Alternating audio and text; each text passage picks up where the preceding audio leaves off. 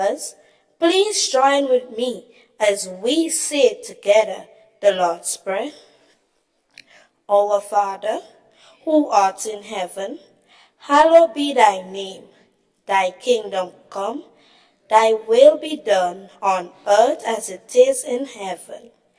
Guide us this day our daily bread, and forgive us our trespasses, as we forgive those who trespass against us. And lead us not into temptation, but deliver us from evil. For thine is the kingdom, the power, and the glory, forever and ever. Amen. Pray, be seated.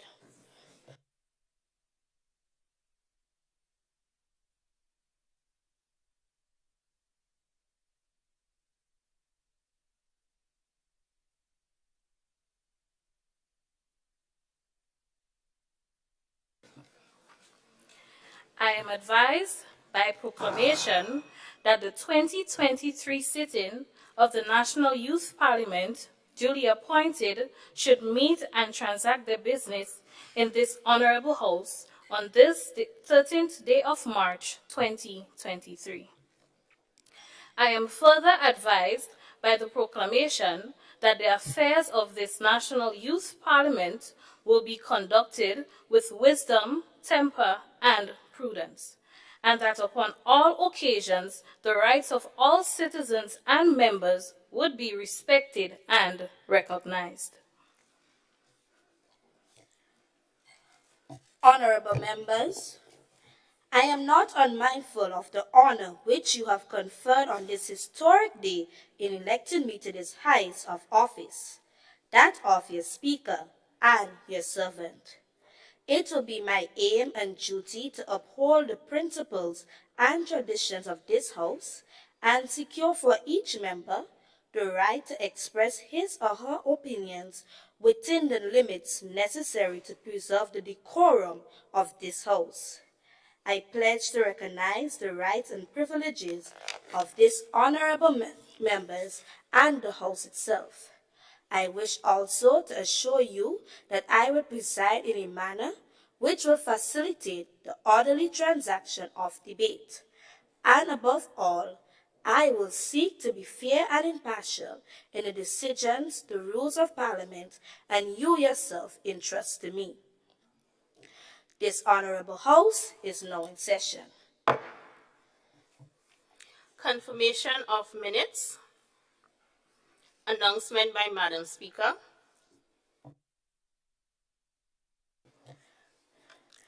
Honorable members, let me now remind you of the rules governing this sitting of this House. Only one member may be standing or speaking at any given time. Members may not read their speeches but may refer to notes. To facilitate a smooth flow of the transaction in today's sitting, members may read quotes without permission, however, may not quote from news media. Speeches may not contain matters that refer negatively to persons who are not members of the House and who therefore have no opportunity to reply.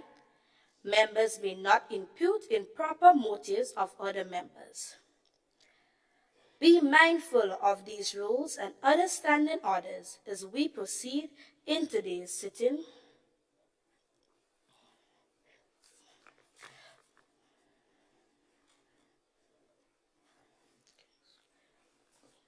We, the National Youth Parliament, acknowledge the presence of our facilitator, Dr. Tessa Sincere, who is a stranger in the gallery. I remind all strangers in the gallery that they ought to remain silent, not to show support or opposition for any member of the House. Example, the clapping of hands, and they ought to otherwise conduct themselves in a manner so as not to disrupt the proceedings of this honorable House. Please turn off all cell phones or place them on silent. A reminder that knocking off the tables is limited to the honorable members participating in today's debate. Resolutions.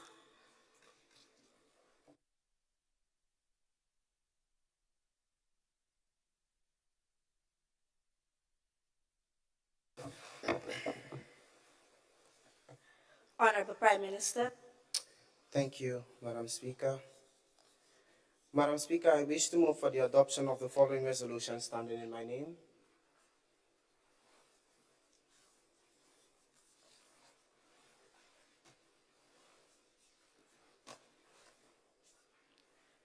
Continue, Honorable Member. Thank you, Madam Speaker.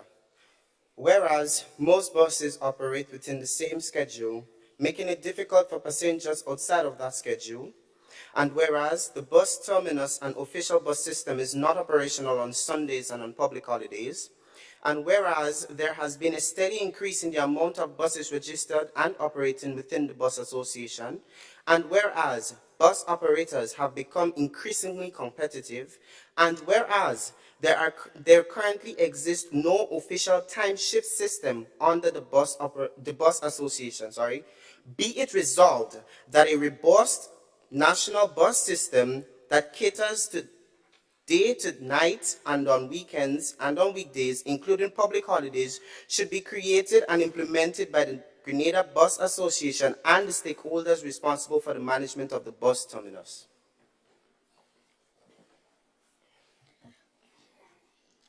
Honorable members, the question proposed to the National Youth Parliament of Grenada is, be it resolved that a robust national bus shift system that caters to day to night on weekdays and weekends, including public holidays, should be created and implemented by the Grenada Bus Association and the stakeholders responsible for the management of the bus terminus.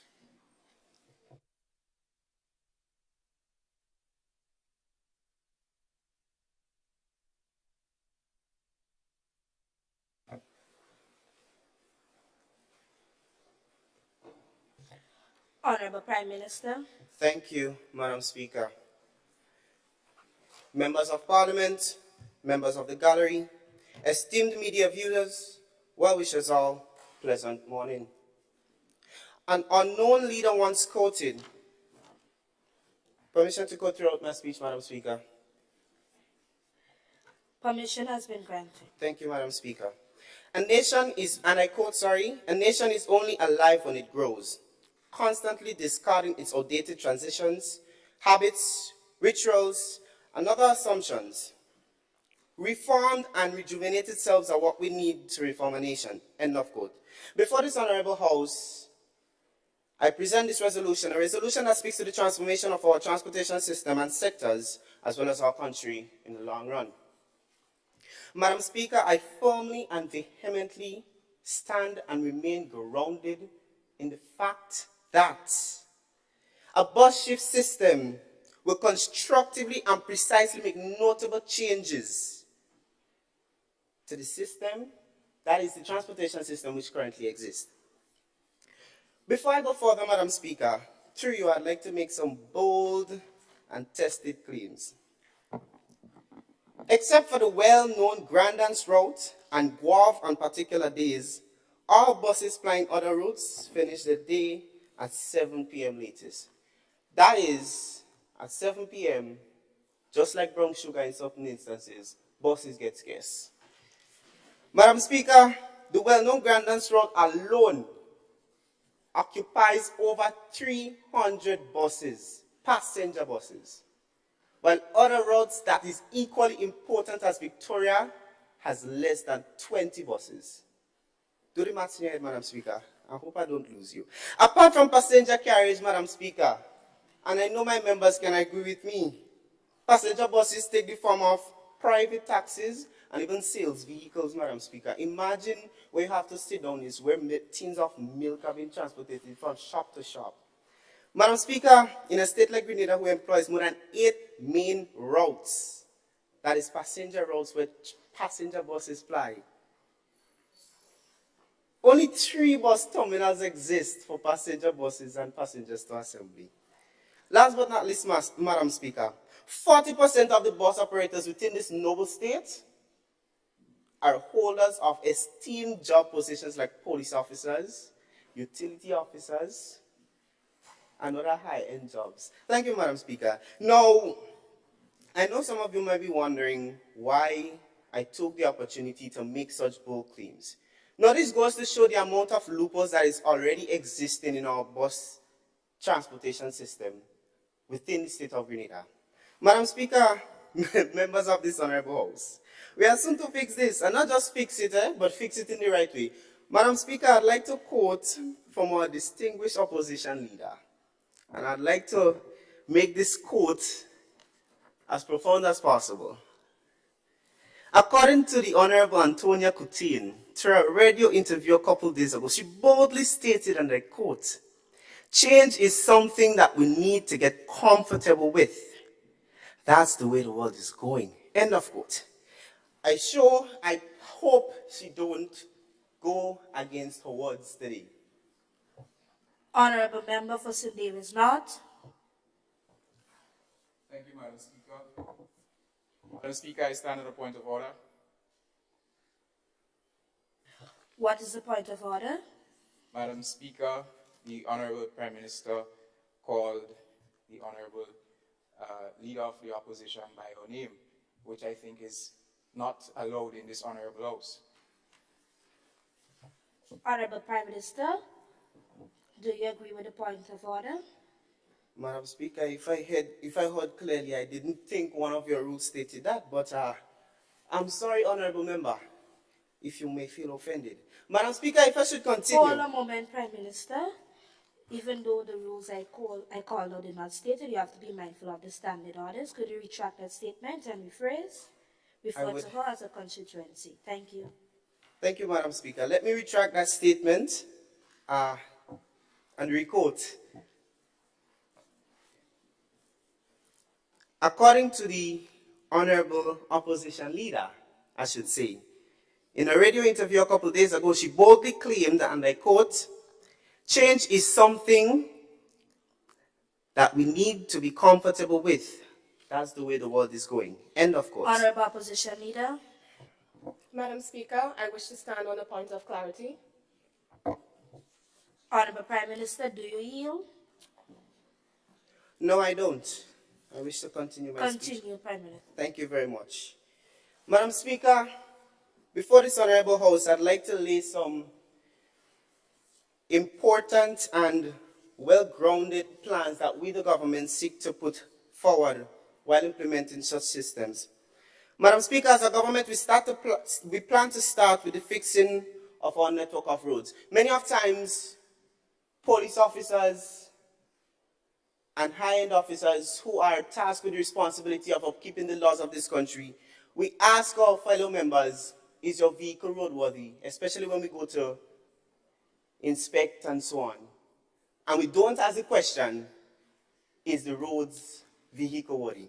Madam Speaker, considering this, we also plan to implement some new routes so as to ensure adequate safety of our members getting home at night and those who live far away from the main roads. Madam Speaker, I say this in regards to, I know a friend who comes from work every day and she has to drop out at Campbell's Variety Store and walk from Campbell's Variety Store to Florida because she doesn't have the extra $15 or so to pay Jude or Lily.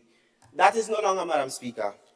Madam Speaker, while adhering to our ecosystem and its dependencies, we have already made application to acquire major funding from global green energy companies in the world, 3 of them, Madam Speaker, to employ some 100 electric buses within the transportation system, considering our already high fuel consumption and our already high contribution to carbon emission. These electric buses will be widely distributed across the nation of Grenada and not just focused in one area. Madam Speaker, we also plan to constructively restructure and revamp our Royal Grenada Police Force by employing more officers, putting them through the trainings and constructively equipping them with the necessary prerequisites to ensure maximum operation in all capacities for the protection of our people. Through excess funds from the CBI program, Madam Speaker, and public-private partnerships, we also plan to constructively implement the nightlife, which will be, as early as possible, the backbone of our passenger bus night shift system. Madam Speaker, we also plan as a government to relook some of the bus routes, as I stated earlier, so as to ensure maximum operation in all occupancy on all routes. All right, Madam Speaker? So we have a lot coming. Another thing that we have against the drawing board, we also plan to work with some of the investors, both local and regional, to have them involved and participate in the creation of our booming nightlife for the nation that will not only benefit the bus system, but also the nation and our economy in the long run. Honorable Opposition Leader, Madam Speaker, I wish to stand on a point of order. what is the point of order? The honourable member is reading, Madam Speaker. Honorable Prime Minister, are you reading? Madam Speaker, if the opposition leader was listening, she would have heard that I said to you, might I read some of the plans that we as a government have for the state of Grenada while implementing this particular resolution. Honorable Prime Minister, please be mindful of the standing orders. in I am regard to mindful, Madam reading. Speaker. That's why I asked for permission to read. Thank you, Madam Speaker. Be mindful of the standing orders. Continuing.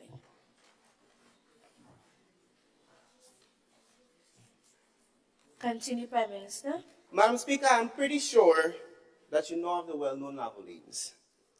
And while having conversations with some of the bus operators who participate in the daily transportation of passengers, it was clear that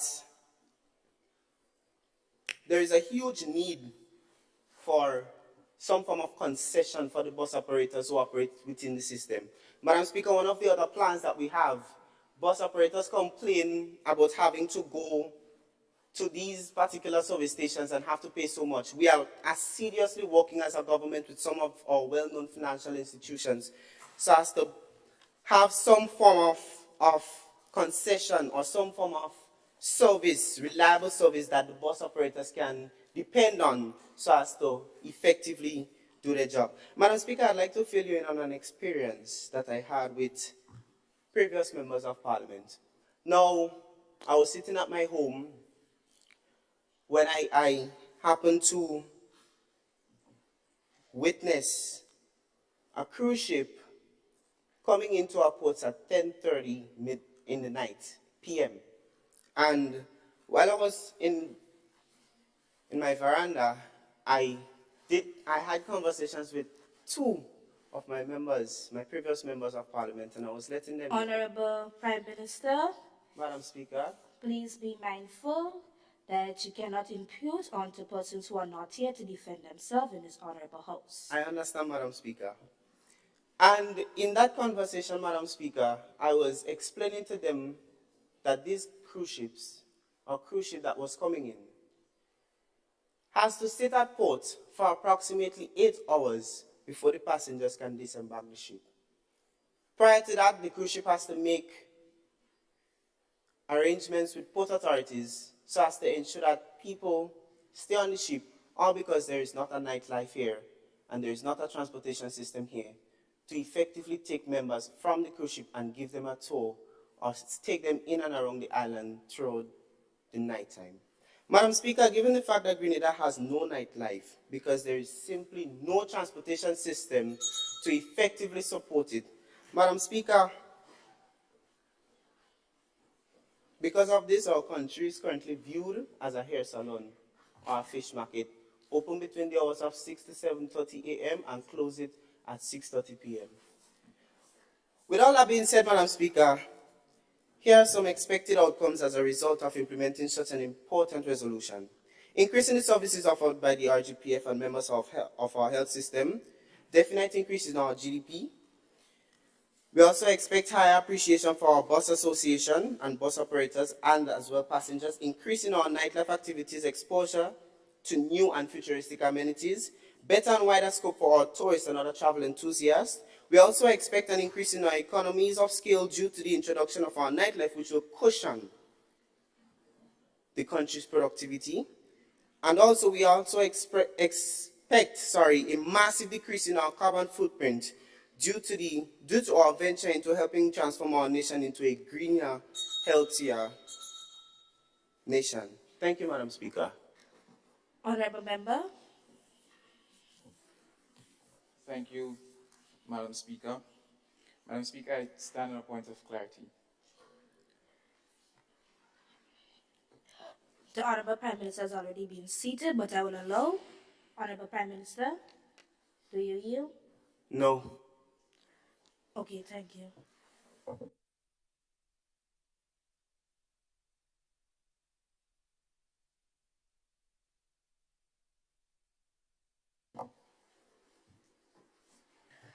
Honorable Minister for Legal Affairs, Labor and Consumer Affairs.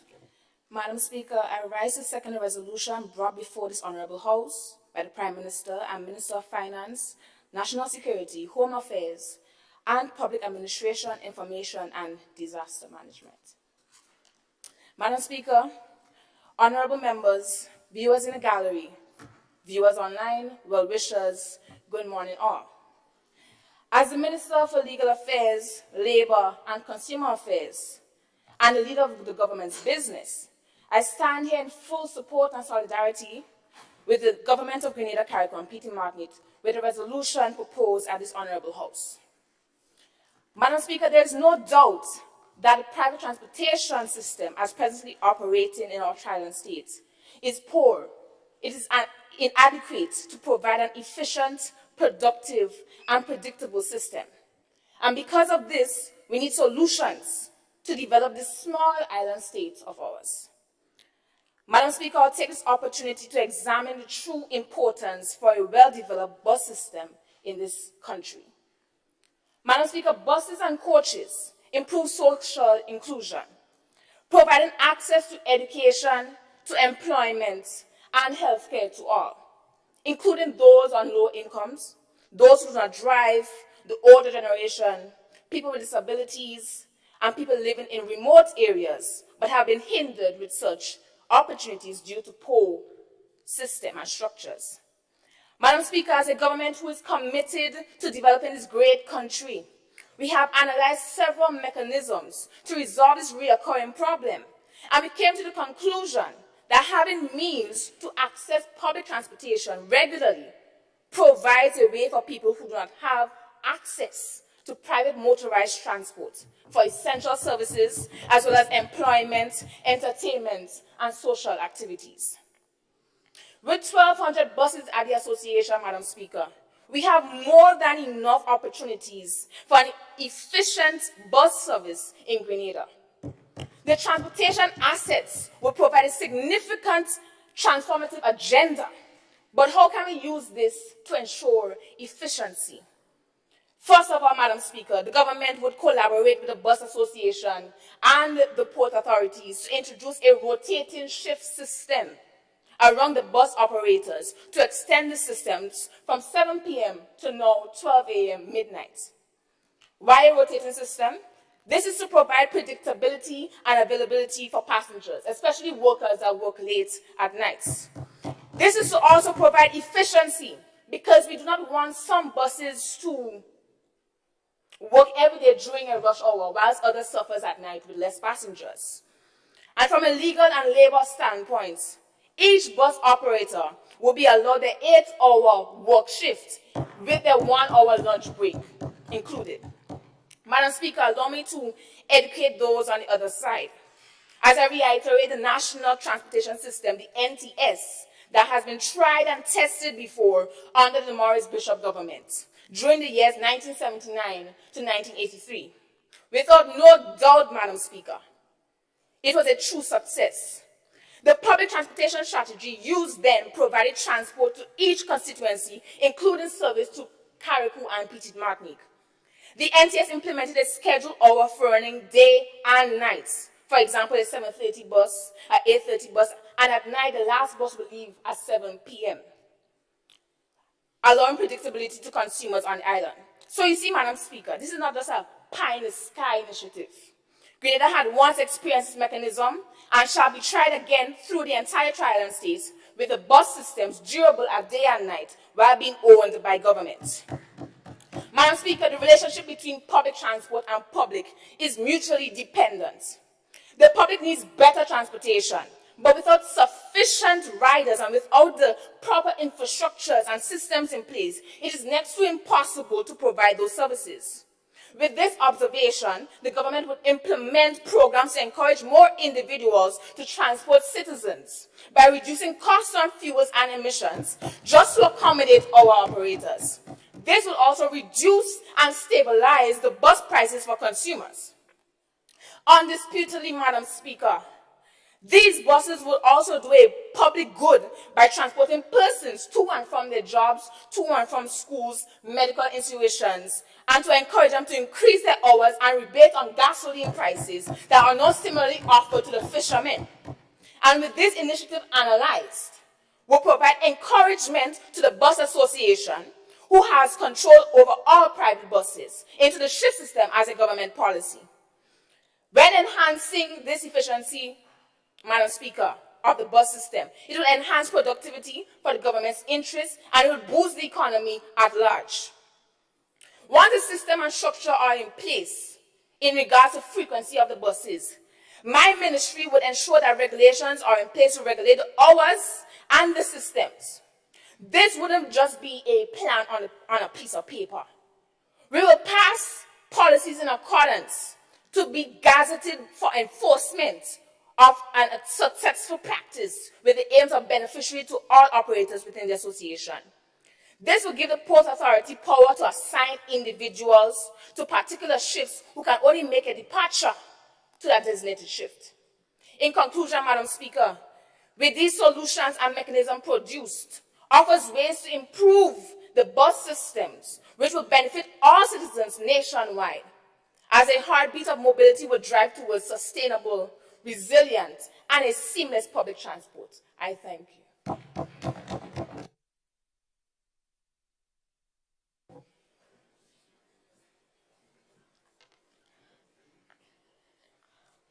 Honorable members, I recognize the presence of the former Minister of Youth, Empowerment and Sports, who is a stranger in the midst of the gallery today.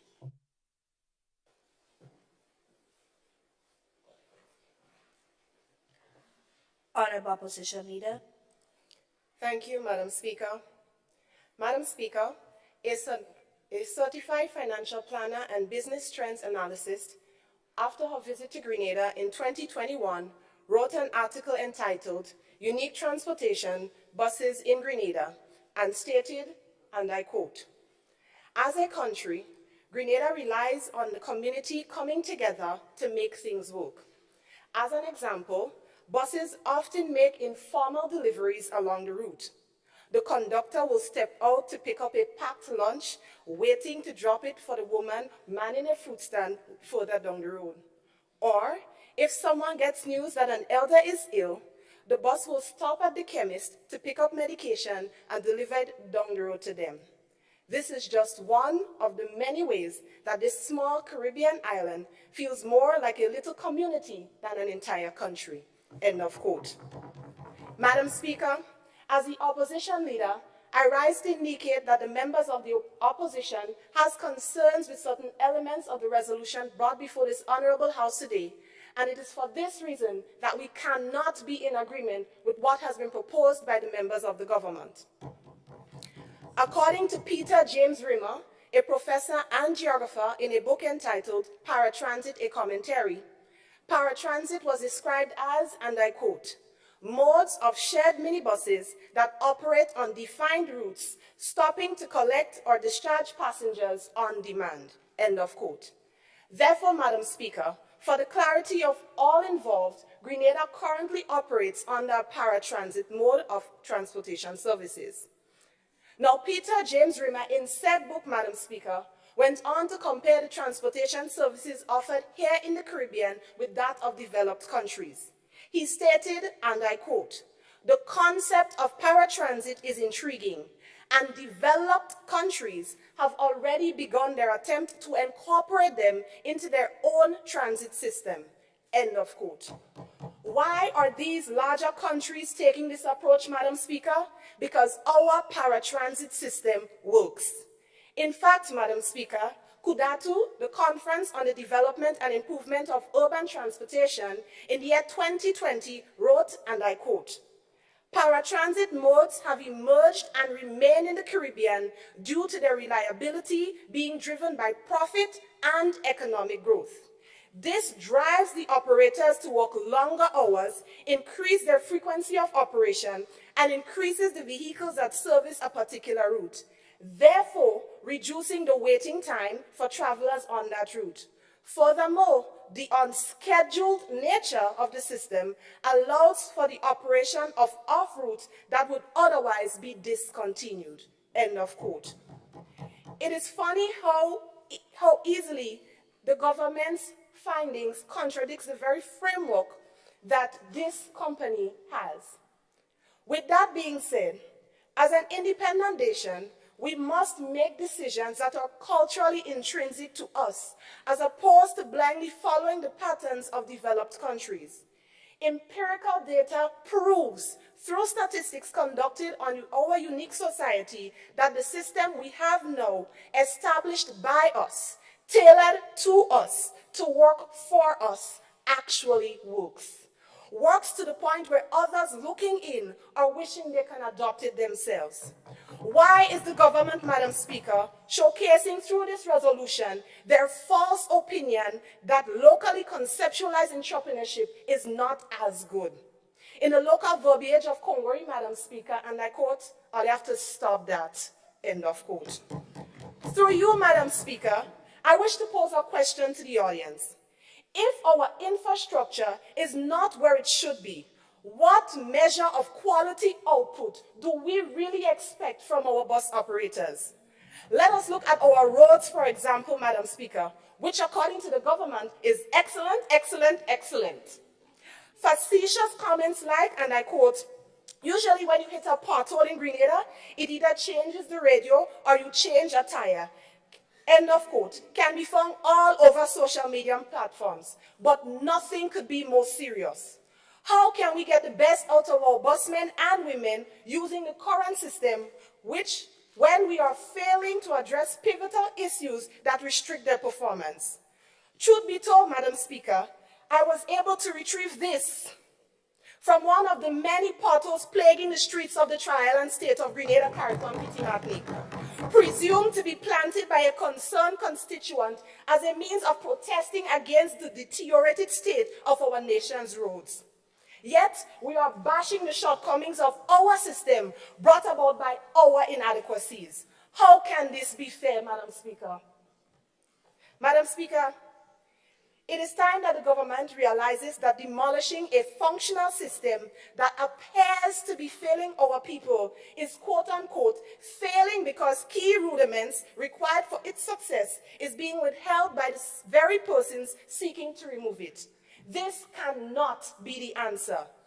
Additionally, Madam Speaker, where is the outpour of cries when I have to sit on a Zone 2 bus plying the route of Grenville for hours on a Saturday morning? Everyone appears to be speaking only about peak hours when pictures and videos are taken and subsequently circulated of large outpourings of commuters unable to obtain public transportation to get to their various locations. No one is speaking about the long wait times during quote-unquote dead hours. In speaking with officers attached to the St. George's bus terminal, a review of their logs indicated that there are very few peak hours during the terminal operating hours. To surmise, Madam Speaker, the problem with our current system is basic economics, supply versus demand. The sporadic demand for buses during specific periods versus our inability to sufficiently supply the resources required to fulfill these needs.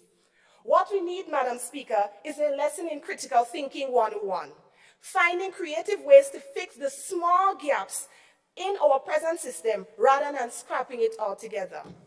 The West Indian Journal of Engineering in 2018 published a paper entitled Public Transportation in the Caribbean, Dominance of Paratransit Modes, where they highlighted copious countries in the Caribbean who have acknowledged the pivotal role paratransit modes play in the transportation system and its ability to pragmatically adapt to local markets.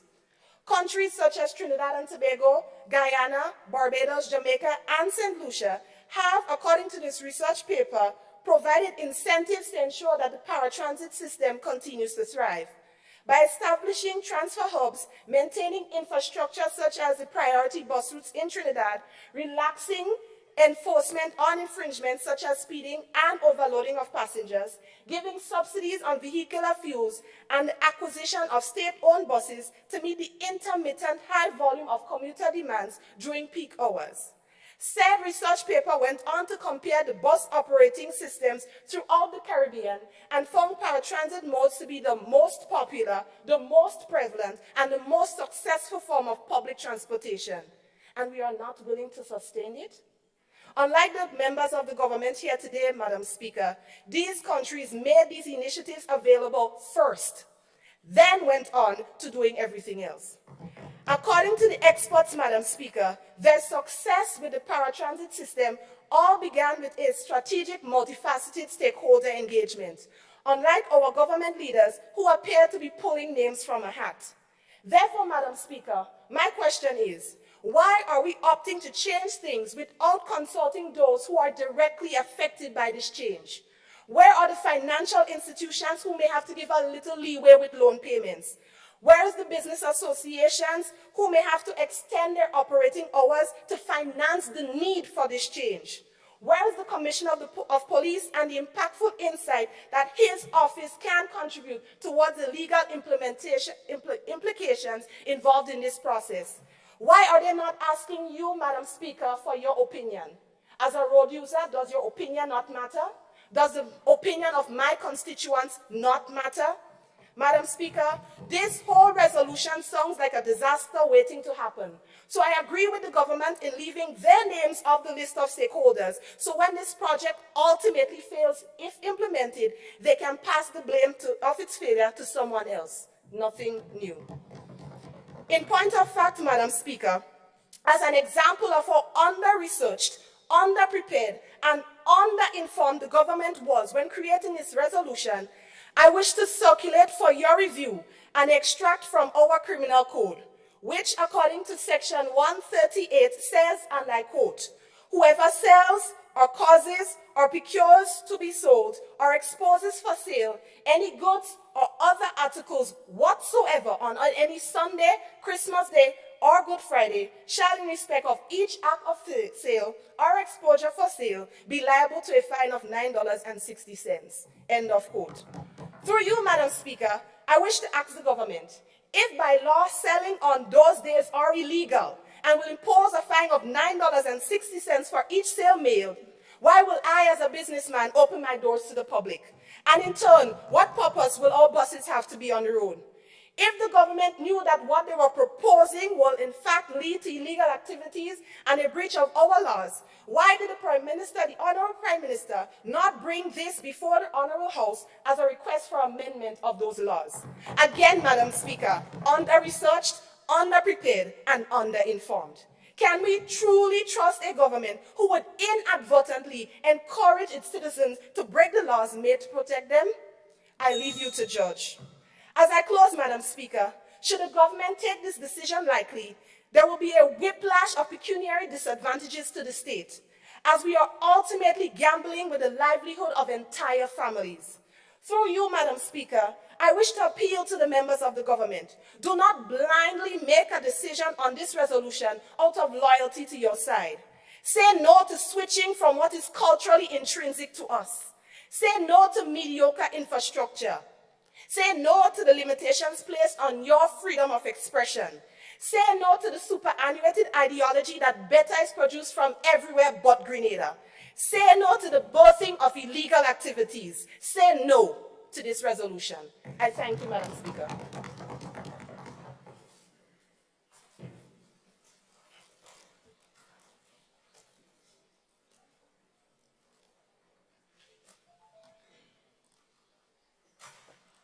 Honorable Member for St. Mark North. Thank you, Madam Speaker. Madam Speaker, I stand before this honorable house today on a sad occasion as we mourn the death of one that had so much potential and promise, one that had the ability to improve the way of life for all Grenadians, utilizing the public transportation system on a daily basis. Madam Speaker, I speak about none other than this resolution document that was brought before this honorable house on a life support by the government. Indeed, it's our dream to have a more flexible and reliable public transportation system, and in its place, it's like a premature baby that was rushed too soon out of his mother's womb, just because she wanted to boast that she delivered something on our very first parliamentary sitting. Madam Speaker, if this little analogy was not clear enough, I would like to make it clearer. As I echo the same sentiment as my opposition leader in saying that this resolution document will not, I repeat, will not accomplish its goals in its current state. To show you why, I will take this document by parts and give an explanation as I do so. I will begin with the preambles, Madam Speaker. The structure of the preamble seems extremely rushed. I am assuming that the government took 30 seconds and wrote down the first 5 points that came to their minds. Each preamble is nothing more than observation rather than challenges faced or problems to be solved. Madam Speaker, each of the 5 preambles works directly against the enactment. Starting with preamble 1. Most bus operates within the same time schedule. They are responding to the demands expressed by the passenger. It will literally be a waste of time and a loss for them to operate otherwise. Whereas the same concept applies to preamble 2. The bus operates within the terminus, and the operation based on the demands of the public, staffing an empty terminus for 1 or 2 passengers does not make business sense. Preamble 3 and 4 tells a similar story, Madam Speaker. The increase in the number of buses registered automatically means buses are available to meet the needs of the public, and competition encourages better access to transportation as the buses is competing for you as the passenger. And finally, preamble 5, Madam Speaker. Buses have operated for decades. Even before the establishment of the bus terminus, there has never been a need to implement a shift system. This shows trust, independence, and consistency. Madam Speaker, they have proven over time that they simply do not need one. Madam Speaker, all 5 preambles sums up to the conclusion that the bus operators have a continuous track record of adjusting to suit the needs of the passengers, so long as it is feasibly. Honorable from St. Mark's, North, could you hold a moment, please? Honorable Prime Minister. Madam Speaker, I stand on a point of order. What is the point of order? The Honorable Member for St. Mark North is reading his speech.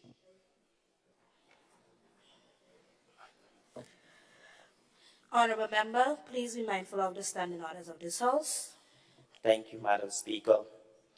It also strongly suggests that if passengers express an overwhelming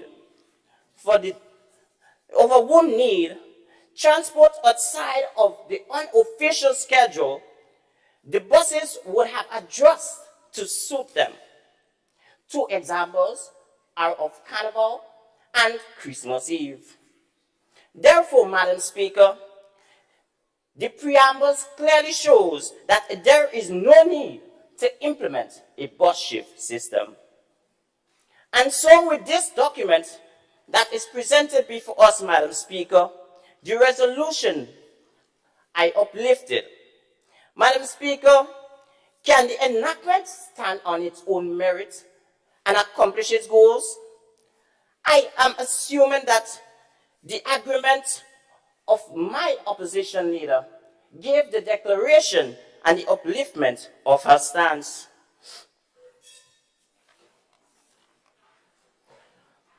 Madam Speaker, I want to declare before you that the buses are privately owned. Privately owned.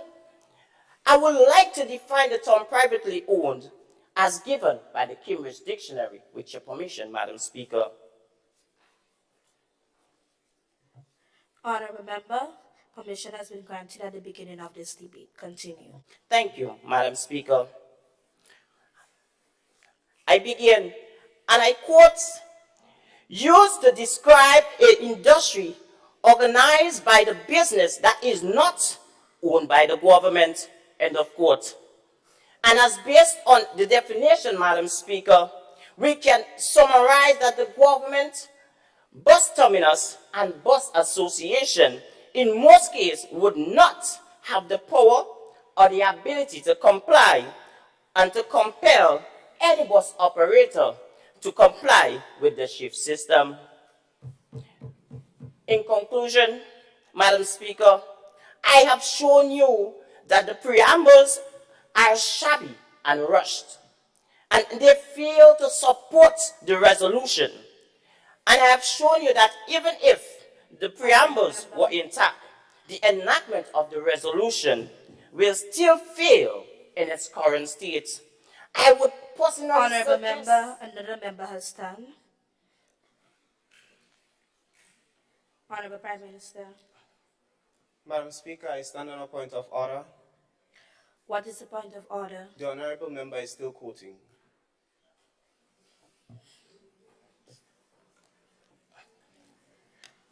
Honorable Member, please remember to end your quotes. Continue. Thank you, Madam Speaker. End of quote. I will personally suggest we call this a resolution. We call this not just a resolution because it resolves nothing. Instead, it should be called what it is, a waste of time. I thank you, Madam Speaker.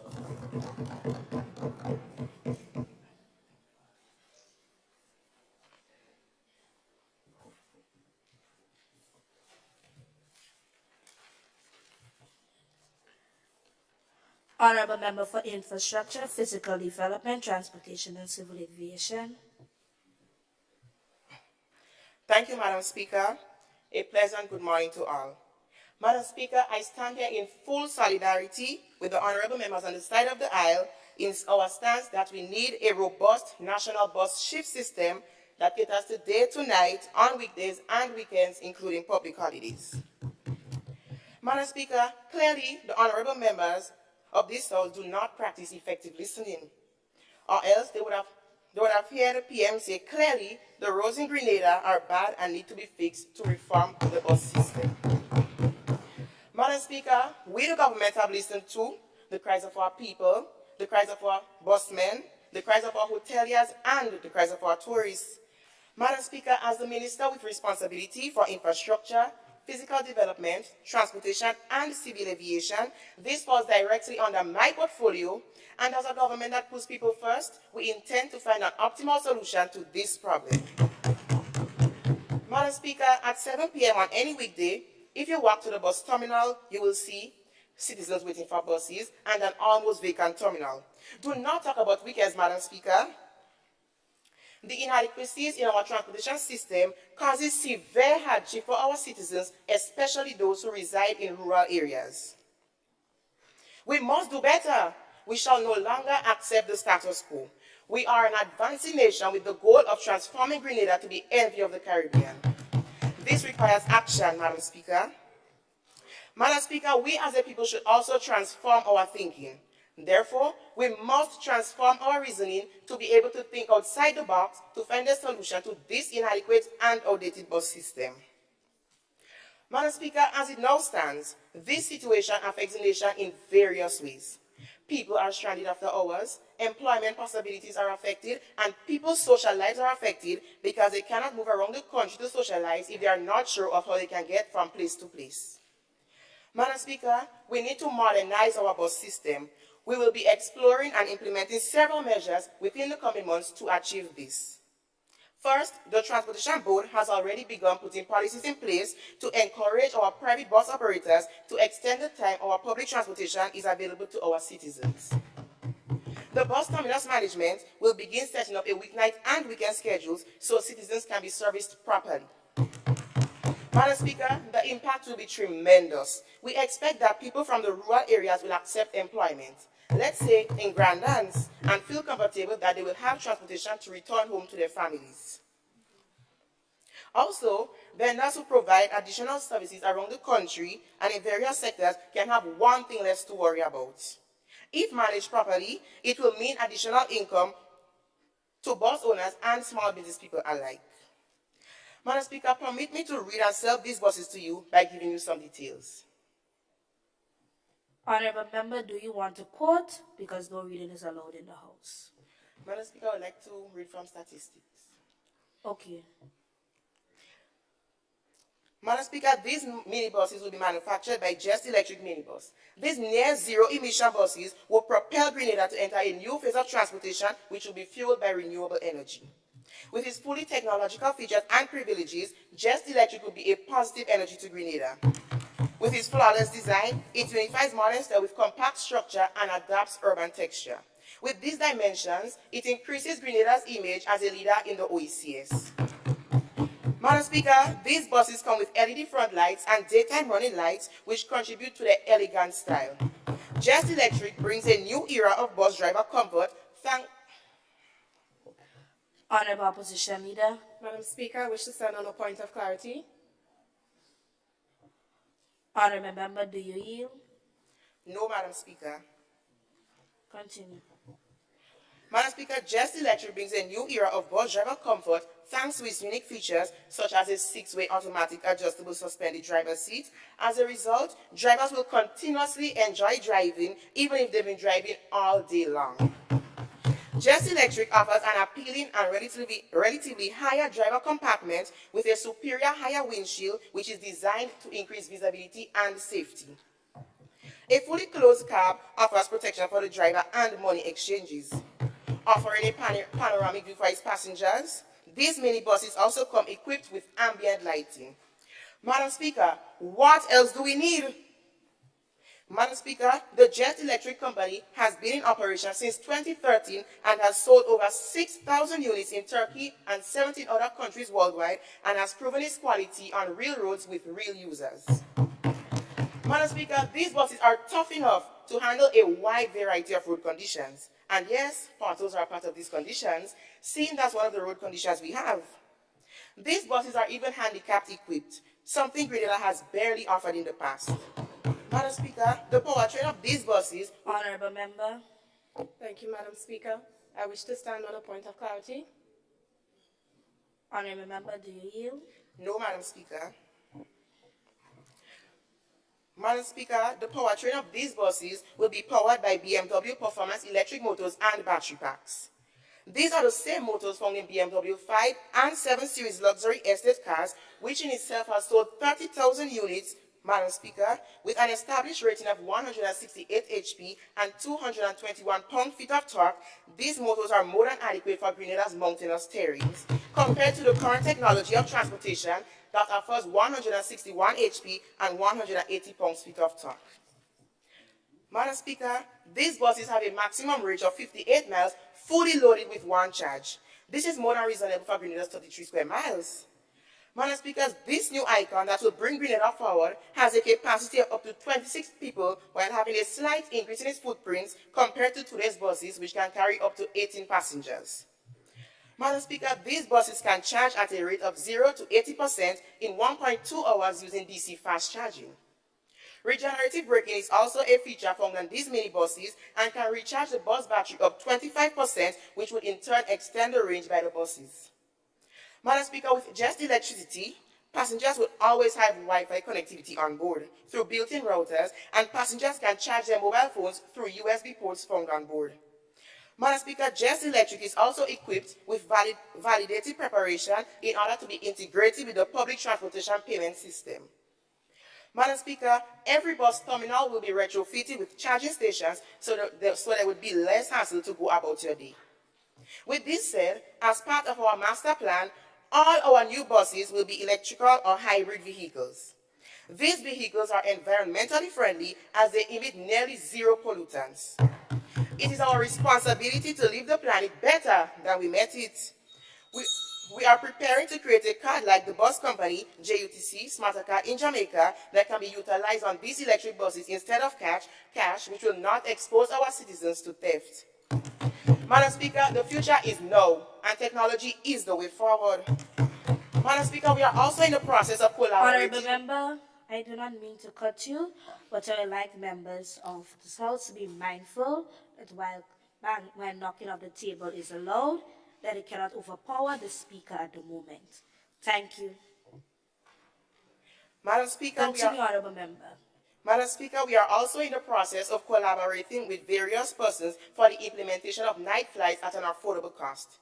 Madam Speaker, I am aware that the opposition is somewhat in accordance with the resolution brought before this honorable House. But in all seriousness, we should bring ourselves together as government and opposition members to ensure Grenada is developed to its fullest potential. Let's invest in our roads to make them more compatible. Madam Speaker, can you grant me 2 minutes to wrap up my speech, please? 1 minute. Madam Speaker, we would also build a substation at the Maurice Bishop International Airport so that visitors who are returning from the diaspora will doubtlessly get transportation and will be the official end of the Grenada's bus route. Madam Speaker, far too long the Woodlands area has been denied public transportation. A new Grenada route will be implemented and only a selected number of buses will be authorized to operate there. Madam Speaker, this would then correlate with economic development in the creation of jobs in the construction and hospitality sector. Madam Speaker, in conclusion, with these plans, we the government is confident that a robust bus system will emerge. Thus, this will lead to a more prosperous Grenada. I thank you.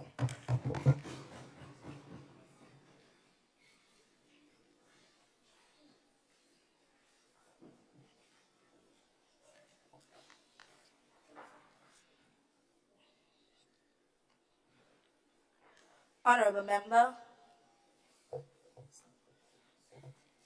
Thank you, Madam Speaker. Madam Speaker, once Grenada's government develops a more proactive approach than a reactive one, we will experience faster economic improvement.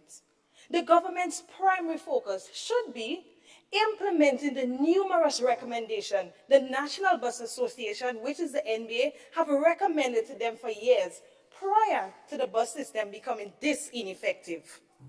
Once these suggestions are actioned, Madam Speaker, there will be no need for a national robust bus shift system, as the bus operators will willingly extend their services to weekends, holidays, and at nights. Madam Speaker, for years, bus operators have been struggling financially.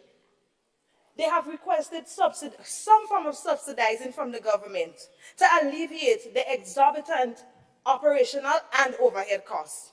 Madam Speaker, to ensure that passengers receive a comfortable and safe trip, these operators, they have to wash down daily, service their buses, change faulty parts, Madam Speaker. They also have to pay terminal fees. In light of all these operational expenses, Madam Speaker, our road network is poor. Diesel price is consistently increasing, and Madam Speaker, no concession has been granted to the bus operators. Madam Speaker, to worsen the situation, could you imagine that the NBA is operating on a 2007 bus price list, which means that for 15 years, the bus fare has not been increased? Madam Speaker, people complain about increases in cost of living, as businesses will have raised their price list to react to the supply chain costs. So why haven't the government started to increase bus fare?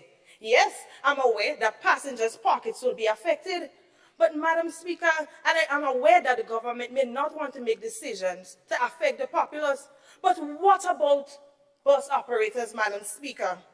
They too are affected by operational costs. Madam Speaker, for years, I'm surprised how a blind eye has been placed on such an industry which has such a critical impact on an economy. Madam Speaker, so do you really think that bus operators will agree to operate on a shift system when they are operating on such deplorable conditions? Imagine, Madam Speaker, Taxi operators are granted concession on vehicles to transport tourists. So my question, why can't our bus operators receive the same treatment to transport our own people? From data collected, Madam Speaker, 95% of bus operators echo the same sentiment. The government cares less about operators. Their only concern is to adhere to the cries of the passengers. But Madam Speaker, what about the cries of the bus operators? Madam Speaker, we need to remember that these operators are not operating a charitable organization. They are in this industry to make a profit. Madam Speaker, from interviewing several bus operators from different zones, the operators said that unless the government implements the numerous recommendations they have suggested for years, they are unwilling to operate a shift system since this will allow them to incur more losses. On this note, Madam Speaker, I suggest we conclude this debate because if the primary stakeholder of the National Bus Association is not in favor of this resolution, in my opinion, this is null and void. Madam Speaker, according to the PRO of the NBA, series of letters, messages have been sent to the government regarding issues that the National Bus Association has been facing. And Madam Speaker, these difficulties are still pending. So my question through you to the government, does this industry mean nothing to you? Are they not worthy of attention like any other sector? Madam Speaker, I hear passengers complain that bus operators after 6 and 7, they are not operating because I believe they probably would have made enough money for the day and are not concerned about passengers. But have we stopped to consider, Madam Speaker, the safety and security of bus operators as much as passengers? Well, Madam Speaker, I did an interview with the bus operators to find out what is your reason for not operating after a certain hour. Madam Speaker, most of the operators said, I am unwilling to risk my life to earn $1.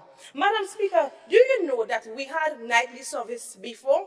And because of bus vandalism, robbery, and passengers' unwillingness to pay the buses, some bus operators had to reduce their service. Madam Speaker, one operator mentioned that after Wagiti bingos and different events, certain buses have to stop in front of police stations to ensure that passengers pay the bus or to put order to the bus system. So my question to the government, are you ready to be proactive in implementing procedures to protect the NBA?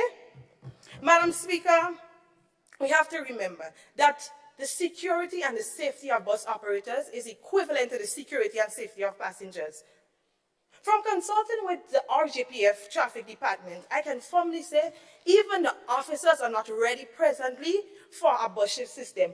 One operator mentioned that imagine during the day there's a lack of manpower. So imagine if a bus shift system is extended to a nightly shift. We have to remember that visibility in the day is not like visibility in the night. Madam Speaker, yes, I can agree.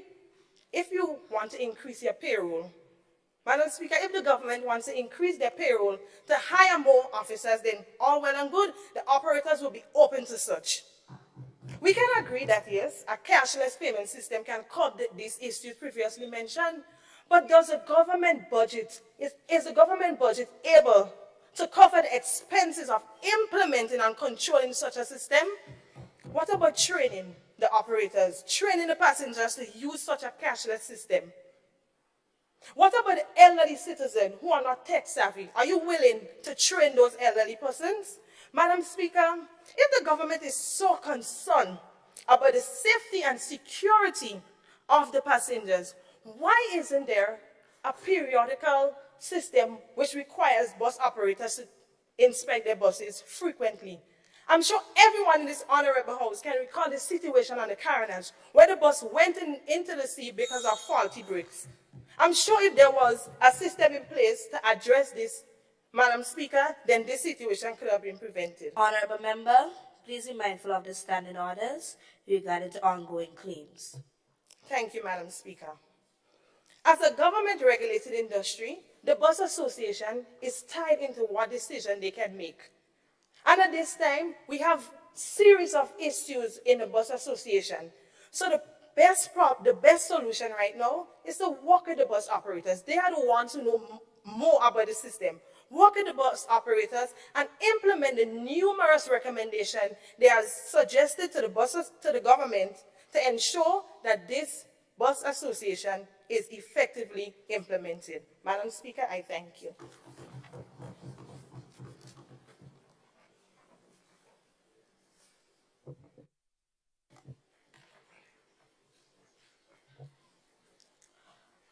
Honorable Member for Karakou and Pitimatnik Affairs and Local Government. Thank you, Madam Speaker. With protocol already established, a pleasant good morning. Madam Speaker, I stand here today in total agreement with the resolution brought forward in this honorable House that a robust bus shift system be implemented to cater to day and night on weekends and on weekdays be implemented. Madam Speaker, as Minister responsible for Karakou and Pitimatnik Affairs and local government, it is difficult, displeasing, and frustrating for the citizens of Karakou and Pitimatnik when it comes to bus system on the island. Karakou is famously known for its Big John dance, its quadrille dance, its world-renowned beach, Paradise Beach, and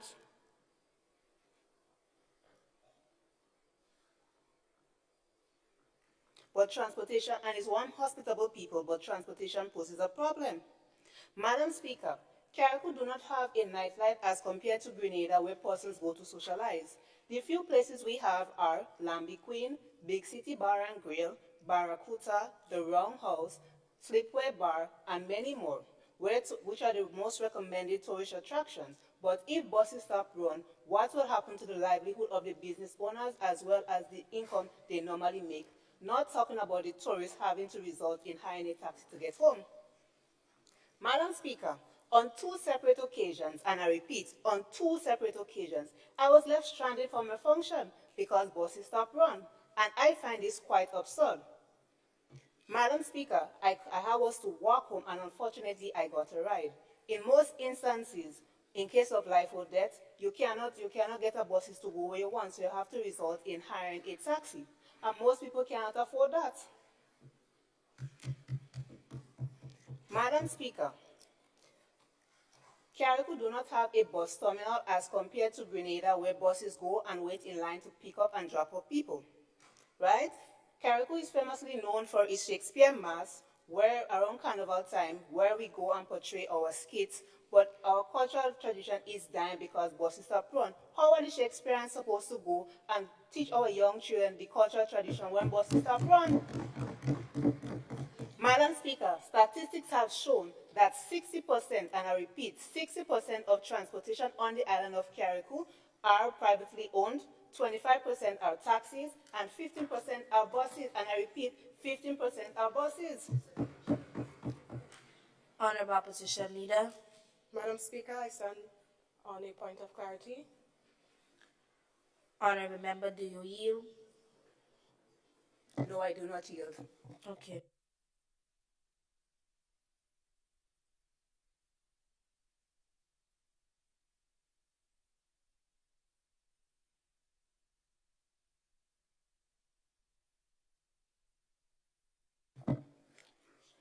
Sorry, Madam Speaker. Madam Speaker, we are talking about the bus shift system of Karakou and Pitimatnik Affairs.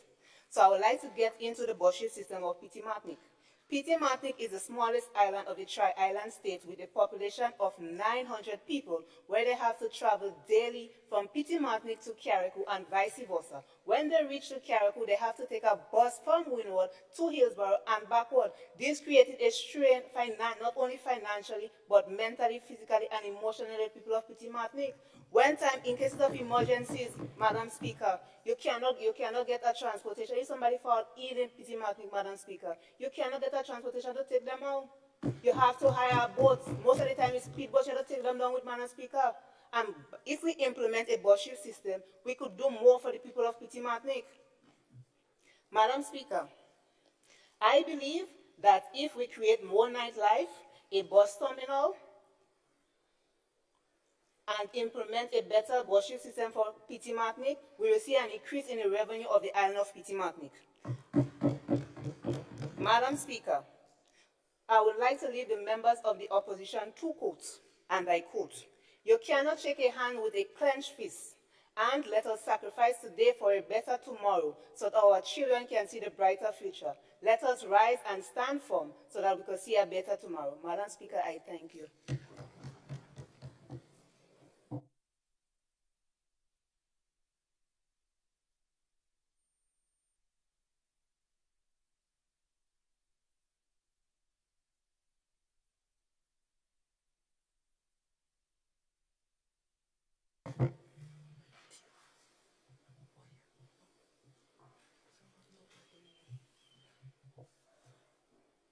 Honorable Member for Health, Wellness and Religious Affairs. Thank you and good morning, Madam Speaker. Madam Speaker, throughout all the speeches I've heard on the opposition side, I've been hearing no, no, no. Madam Speaker, don't our opposition leaders use our hospitals? Madam Speaker, I stand here today with a sense of joy, accompanied by pain in my heart, as I am an asthmatic patient and I am completely aware of the struggles my family endured getting me to and from hospitals on Sundays and public holidays. Madam Speaker, nevertheless, I rejoice, as we are here to discuss one of the most pressing issues our country continues to face day to day. Madam Speaker, I am in full support of this resolution. Firstly, Madam Speaker, as it's quite evident due to our traffic congestion daily, there is a steady increase in the amount of operational buses registered. Therefore, Madam Speaker, as my colleagues and I, Wayland had explained, implementing a bus shift system would not be too difficult. Madam Speaker, over the years, Grenada has accumulated quite the number of buses. Therefore, sourcing buses to operate in the night and day should not be an issue. Madam Speaker, as small as we are, Grenada has a total of 1,200 operational registered buses on mainland Grenada. Madam Speaker, on mainland Grenada, 300 plus of these buses operate on the Grandlands route only. Hence, Madam Speaker, Honourable Member. Thank you, Madam Speaker. Madam Speaker, I stand on a point of clarity. Honourable Member, do you yield? No, Madam Speaker.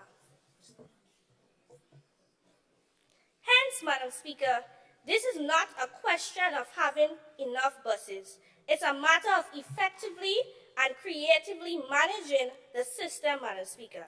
And Madam Speaker, this is exactly what our resolution before us seeks to do.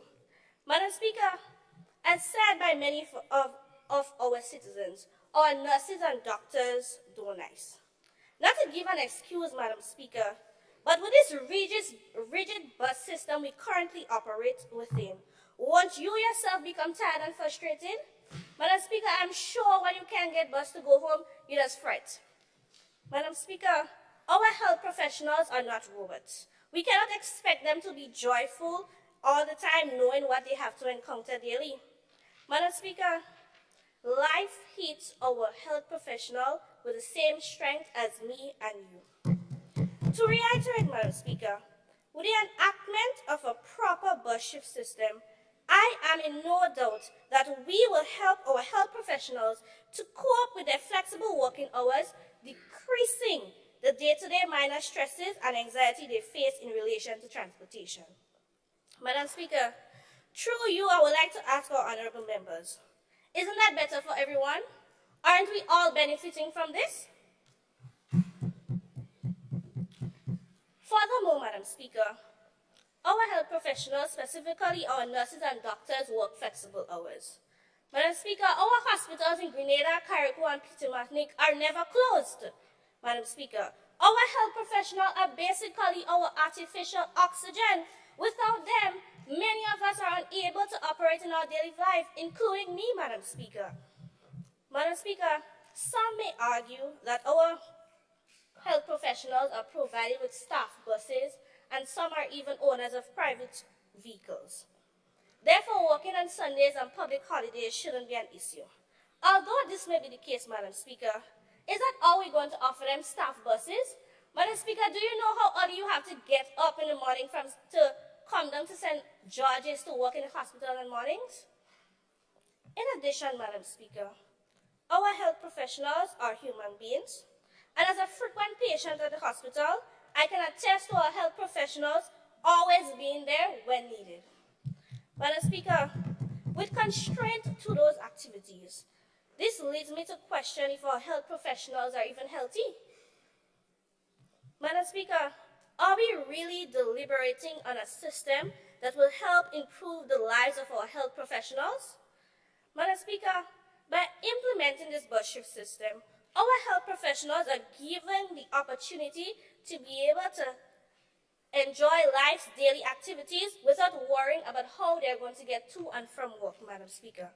Madam Speaker, this contributes to their health. Thus, it even reduces their stress levels, which benefits us tremendously. Madam Speaker, do you want to go to the hospital and the nurse give you the wrong injection or the wrong diagnosis? Honorable Opposition Leader. Madam Speaker, I wish to stand on a point of clarity. Honorable Member, do you yield? No, Madam Speaker. They give you the wrong injection because they're too tired and they get up too early? Madam Speaker, without complaint, they still continue to sacrifice for us. Well, I know for me. Moreover, Madam Speaker, the import... Honorable Member. Thank you, Madam Speaker. Madam Speaker, I stand on a point of clarity. Honorable Member, do you yield? Yes, Madam Speaker. Madam Speaker, I do not see the relevance of what the Honorable Member is saying towards the resolution at hand today. If she can clear it up, that would be great. Moreover, Madam Speaker,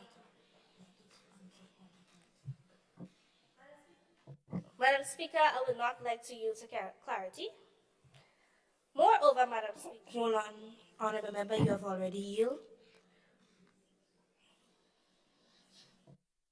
Madam Speaker, I don't have the information at hand.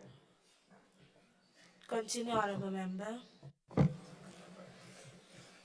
Moreover, Madam Speaker, the importance of praying together as a nation cannot be overstated. A nation that prays together stays together. Madam Speaker, growing up in a Christian society, as we all have, I'm sure we are aware of the general consensus of attending church services on Saturdays and Sundays. Madam Speaker, this is an important aspect of our country's unity. Madam Speaker, most of our health professionals are confined to a fixed bus system that prevents them from practicing and professing their religion. What I mean by this, Madam Speaker, I've done a short interview by a nurse, and she has chosen not to disclose any information regarding her identity. But she stated that they're only given 1 weekend off, and most of the time they get to miss 3 weeks of professing their faith. Madam Speaker, if we implement a bus shift system that operates on weekends and public holiday, our health professionals will be provided with the opportunity to profess and practice their beliefs. Madam Speaker, it is up to us to create alternative methods to assist our citizens in any way possible to prevent the occurrence of this problem. Madam Speaker, as of now, I have a personal issue with the bus shift system. Madam Speaker, over the weekend,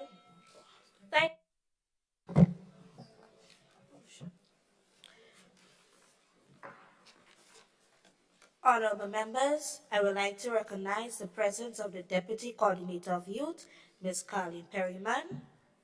I would also like to inform all members to be mindful of the standing orders as we continue in these proceedings. Thank you.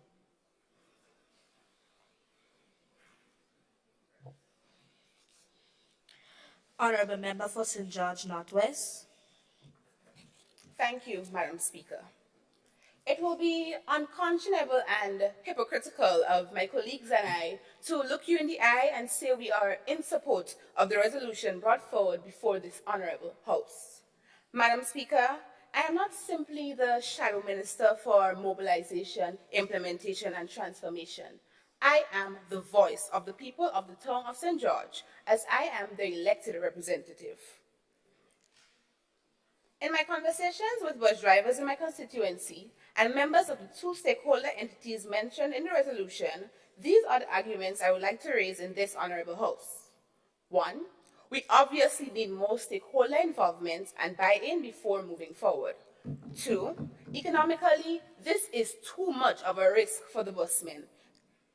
A shift system can seriously deplete their income. And lastly, we do not even have the infrastructure in place for such a move. We do not need a robust bus shift system that caters to. What we need is structure. I repeat, what we need is structure. Madam Speaker, the members across the aisle have vision, but they are not being logical. They are jumping the gun, putting proverbial carts before the horse. Madam Speaker, as I mentioned earlier, it is imperative that this resolution be thoroughly discussed with the bus operators and citizens who use public transport before any decision is taken. Who is best able to judge the level of pain than the person experiencing it? Madam Speaker, I recommend to my misguided and overzealous opponents that the town hall style meetings be held with the stakeholders to hear their views and concerns and to allow them the space to make suggestions. After all, it is their lives and livelihoods that will be most seriously affected when this action is implemented. Madam Speaker, has anyone even thought of doing a simple study to find out whether there are enough buses on our roads or in particular areas to make a shift system financially feasible for our bus owners and operators?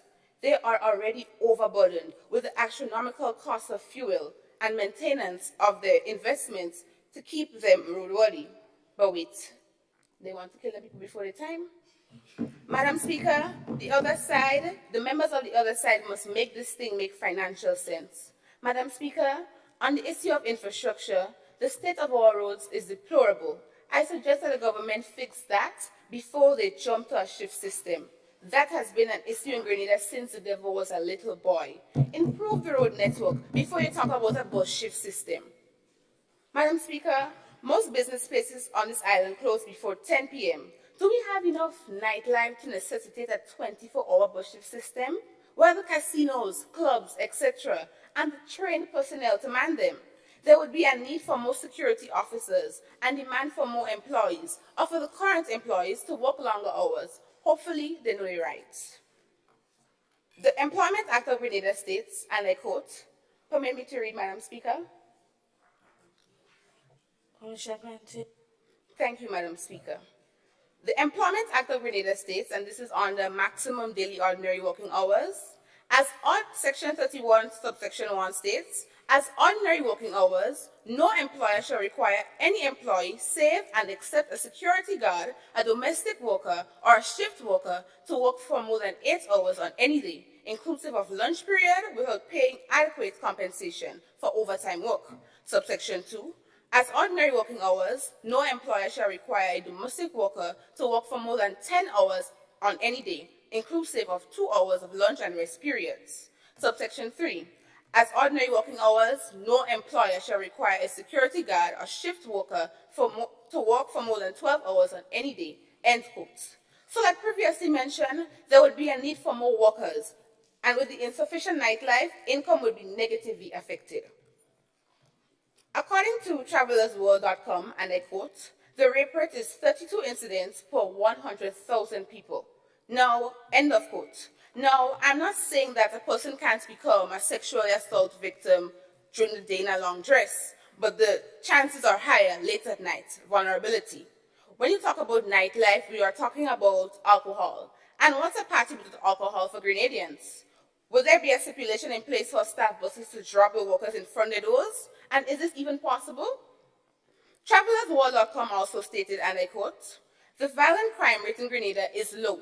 Compared to other Caribbean destinations or the United States, as of 2020, the violent crime incidence rate was 12.44 incidents per 100,000 people, a decline of over 12%, For comparison, the violent crime rate in Los Angeles was 747.59 incidents per 100,000 people, end quote. Although we are in the Caribbean, it would be wise to observe what is happening. Again, we do not need some shift system, we need structure. In Willis, you would find 3 buses available at 7 a.m. If 7:05 takes you inside your house, tell yourself the next bus to arrive would be after 9 for Ollie's. Structure. Madam Speaker, the 2 stakeholder entities mentioned in the resolution cannot carry this load alone. Again, vision, no logic. So they create the shift system and what? All these things must be in place before your grand idea can be implemented. As I end, vision with the absence of logic is like shooting in the night. I repeat, vision with the absence of logic is like shooting in the night. We are simply asking you to go back to the drawing board. Thank you.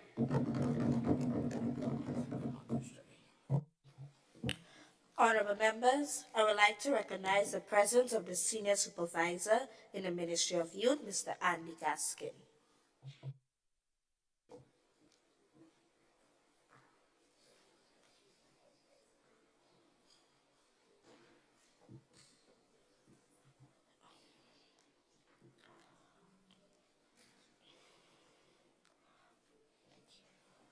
Honorable Member for Climate Resilience, Environment and Renewable Energy, Social and Community Development.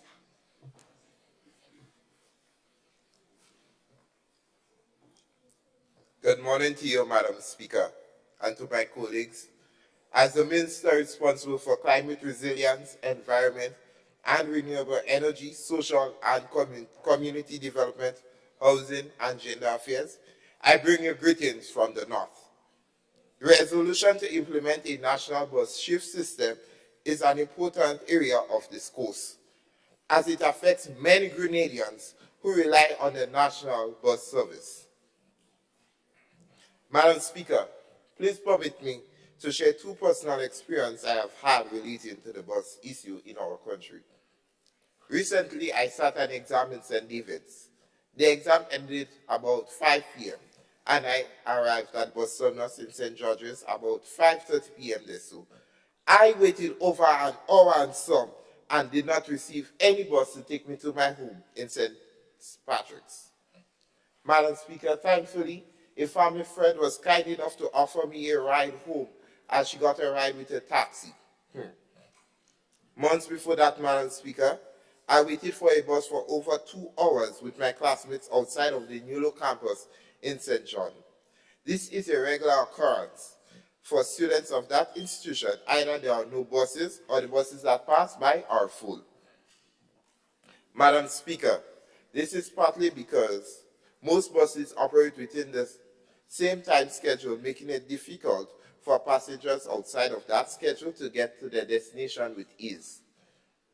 Madam Speaker, I stand here to fully support the resolution that a robust national bus shift system that caters to day and night on weekdays and weekends, including public holidays should be created and implemented by the Grenada Bus Association and the stakeholders responsible for the management of the bus terminal.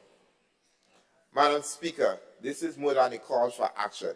It is a necessity.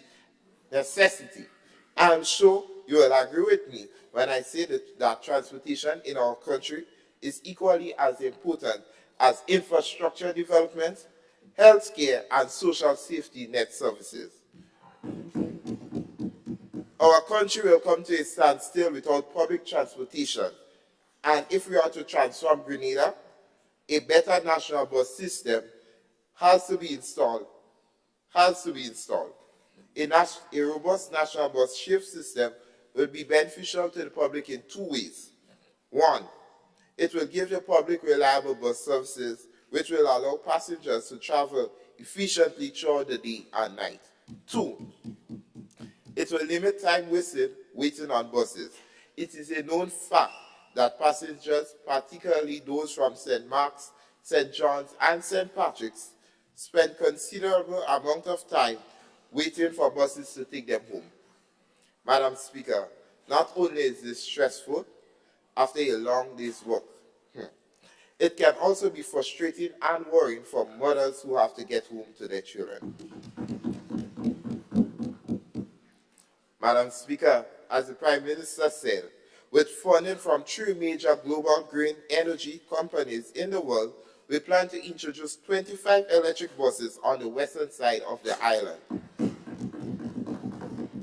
Considering our high current fuel consumption and our readily high contribution in carbon emissions, Madam Speaker, introducing electric buses to help lower our country greenhouse gases emissions will help with the government plan to reduce its emissions in the transport sector by 20% in 2025. Data from NOMA in 2021, CO2 emissions for Grenada was 0.3 million tons. Though Grenada CO2 emissions fluctuated subsequently in recent years, it increased from 1972 to 2021. Madam Speaker, this resolution means a lot to me. And so we have to ensure that all is considered in this resolution, including our family members and friends who are visually impaired. There are a few instances where they are taken advantage of while traveling on the buses, and sometimes they are stranded and robbed. Madam Speaker, I recalled on a post on Facebook, a teacher from the Resource Center for the Blind was robbed by a bus conductor via the St. David bus route. Madam Speaker, I don't think bus conductors should be taken advantage of or visually impaired persons in our country. Madam Speaker,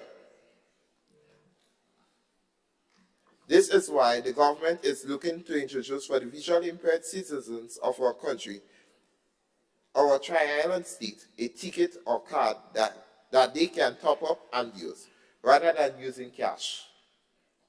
Madam Speaker, the world is looking into technological advancement. It is time Grenada joins in to include all visual impaired and people with other disabilities. Regarding gender affairs, Madam Speaker, I imagine it will be help to many women, as well as men who are in precarious situations. Madam Speaker, for instance, a woman who is in an abusive relationship, the partner may feel the right that he is able to take advantage of a woman if she has no way to leave his place late at night. If buses are running throughout the night, this woman would not feel trapped, and such situations would likely lessen. We hope to empower these women who are in abusive relationships to stand up for their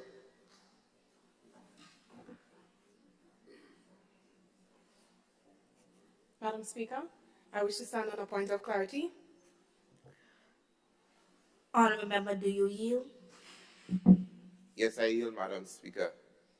Madam Speaker, my question is, what statistics are there to prove that that perpetrators, or rather victims of crimes, are not able to leave their homes or leave their situations simply because they have no bus to leave? Madam Speaker, I don't need no statistics for this, because I am a citizen of our country and I've seen that happening with my bare eyes, Madam Speaker.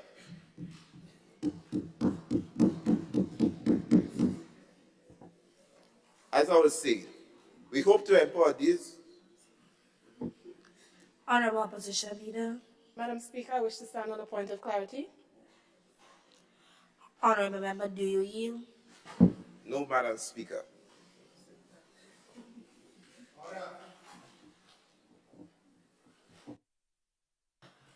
Honourable Members, before the Honourable Member continue, I would like to recognize the presence of the British High Commissioner.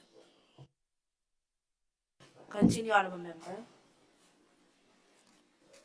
As I was saying, Madam Speaker, we hope to empower these women who are in abusive relationships to stand up for their rights. Some may say this might be the job for the Royal Grenada Police Force, but a notable member of the opposition once said at the St. David Parish sitting last December 2022, and I quote, "Police need their rest too," unquote. Madam Speaker, me and that member was good friend, but no, I don't think me and she can be friends. How can someone say such things and want to lead our country?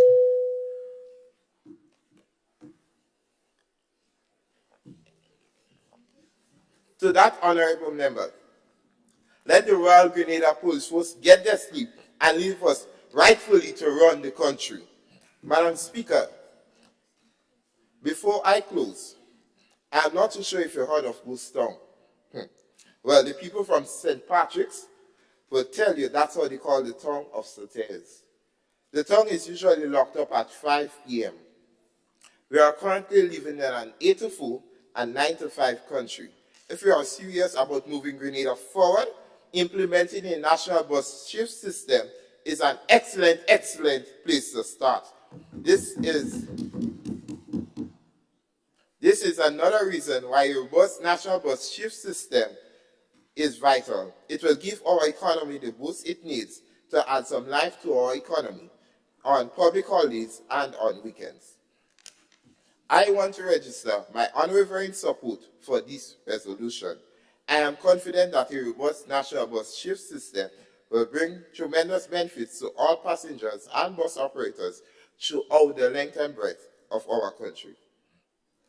It should not have taken us this long to see the importance of improving the state's public transportation, but since now is what we have got, and that most of us are in the transformative mood, no time is better than present.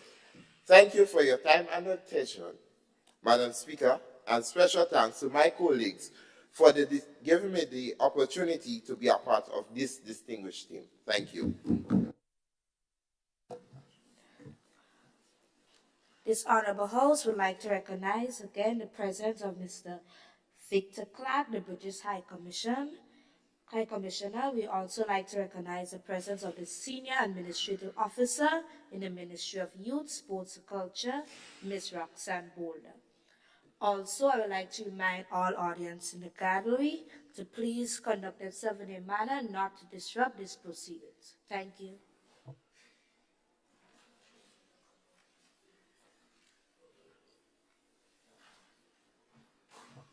Honorable Member for St. Mark South. No. Honorable Member for St. David North. Thank you, Madam Speaker. It's St. Andrews, Northeast. Before I go on with my speech, Madam Speaker, I would just like to answer a few questions granted by the government. Tourists come into our country, we don't have control over that. It no matter the time they might arrive here, they know the statistics and they know the time they will be coming here. So even if there is not a system in place to accommodate them, whether it's to the nightlife or whatever, it's not really the concern of just, I would say, the Grenadians. Madam Speaker, in order for the government to establish a robust system, shift system, one of the things, in my opinion, may happen. One, privately owned bus operators will be forced to run the business under dictatorship rule, or two, the government will be putting these hard-working men and women out of business to establish something new, something public. Either way, Madam Speaker, it doesn't look good. Ken Julian, a lecturer at the Institute for Transportation Studies at the University of Leeds 2018, published a research paper entitled A Review of Issues in Transit Economics. In this paper, William stated, did a review of how the transportation system has evolved and continued to evolve over the centuries. He submitted, and I quote, the development of the economy in the Caribbean is untolerant, and the public transportation system to include parentis mode. End of quote. Why is this, Madam Speaker? The Federal Ministry for Economic Cooperation and Development wrote a book titled Fighting Corruption in the Road Transport Sector. Notable instances of corruption stemming from the shift system was seen, and I quote, Brazil, July 2011, 6 senior officials at the Brazil Transport Ministry were sacked simply because they were suspected in involvement of overbilling several state infrastructure projects, end of quote. The book goes on to state that, I quote, in transport, corruption includes privilege of material and equipment, manipulation of contracts for workers' goods or services, and award of concession for private sector's operation of railports and air or road facilities and services. Therefore, Madam Speaker,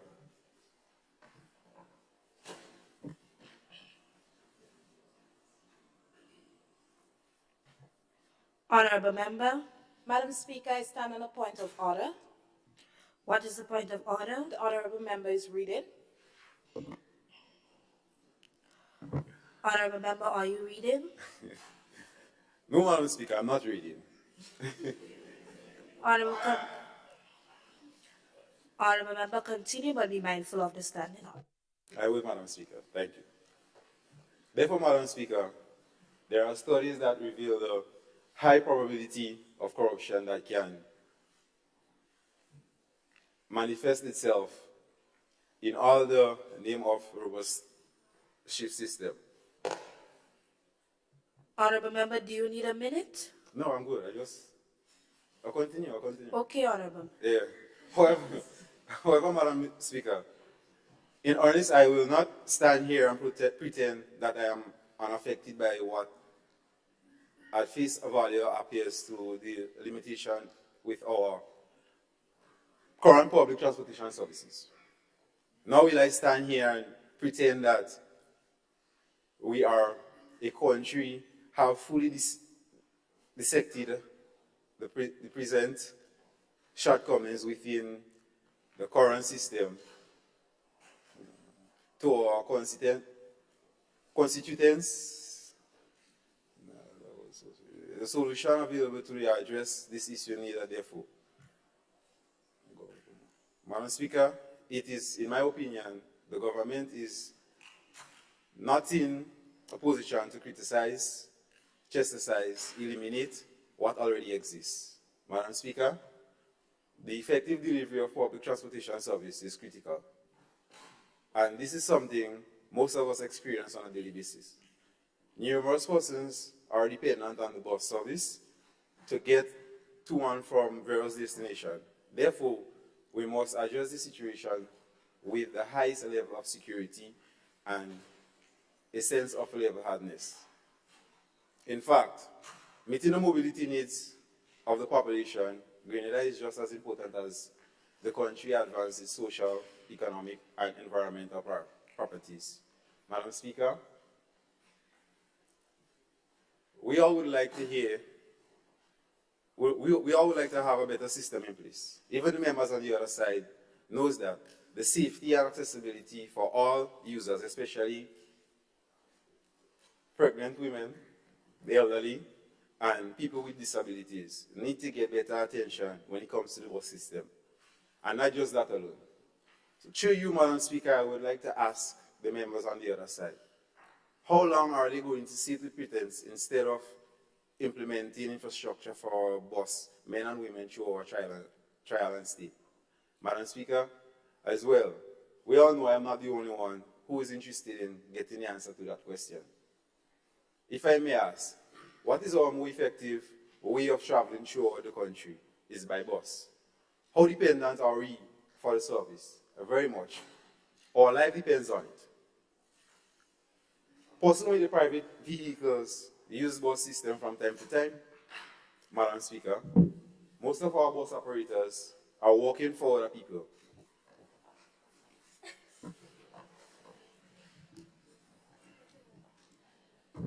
Honorable Member. Madam Speaker, the Honorable Member is still reading. Sorry, I stand on a point of order. The Honorable Member is still reading in these chambers. Your apologies accepted, Honorable Member. Honorable Member, please Be mindful that you are to refer to notes and not read. Thank you, Madam Speaker.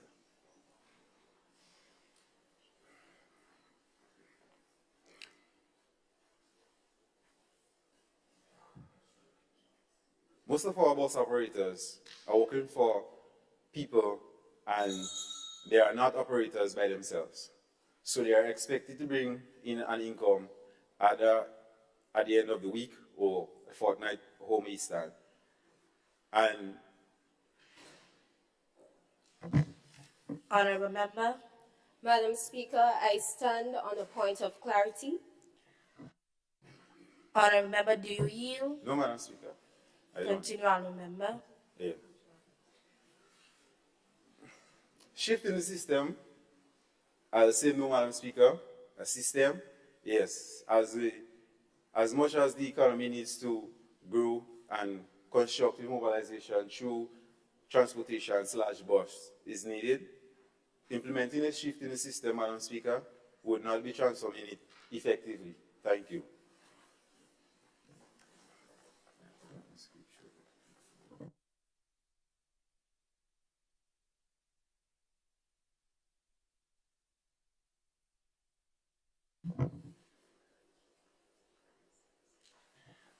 Honourable Member, Honourable Minister of Economic Development, Agriculture, Planning, and Blue Economy. Thank you, Madam Speaker. Good morning, Madam Speaker and members of this Honourable House. Have you attended an event, an evening class, a church meeting, and you are stranded at the end? Well, Madam Speaker, I do not know about the members on the other side, but I have endured this countless times. One instance, I took a bus from St. George's to Grenville after attending a doctor's appointment at the hospital. 7 p.m., Madam Speaker. When I arrived at Grenville's bus terminus, there was no other bus in sight. The same bus driver, Madam Speaker, said that he can drop me, but he will charge double the cost. According to the young people, Madam Speaker, that is a prank? Are we going to continue in an age where after 6 p.m., no bus? Madam Speaker, I sat and listened that an honourable member said that there has never been a reason why a bus shift system should be implemented. Madam Speaker, I say to this, that is why you are on the other side of the room. Let it be clear that we are not here to cast aside our current bus system.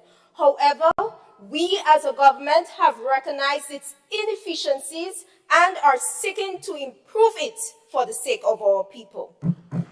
As the Minister of Economic Development, Agriculture, Planning, Blue Economy, Creative Economy, Tourism and ICT, I will present to you how this government is motivated to be a people of transformation rather than that of stagnation.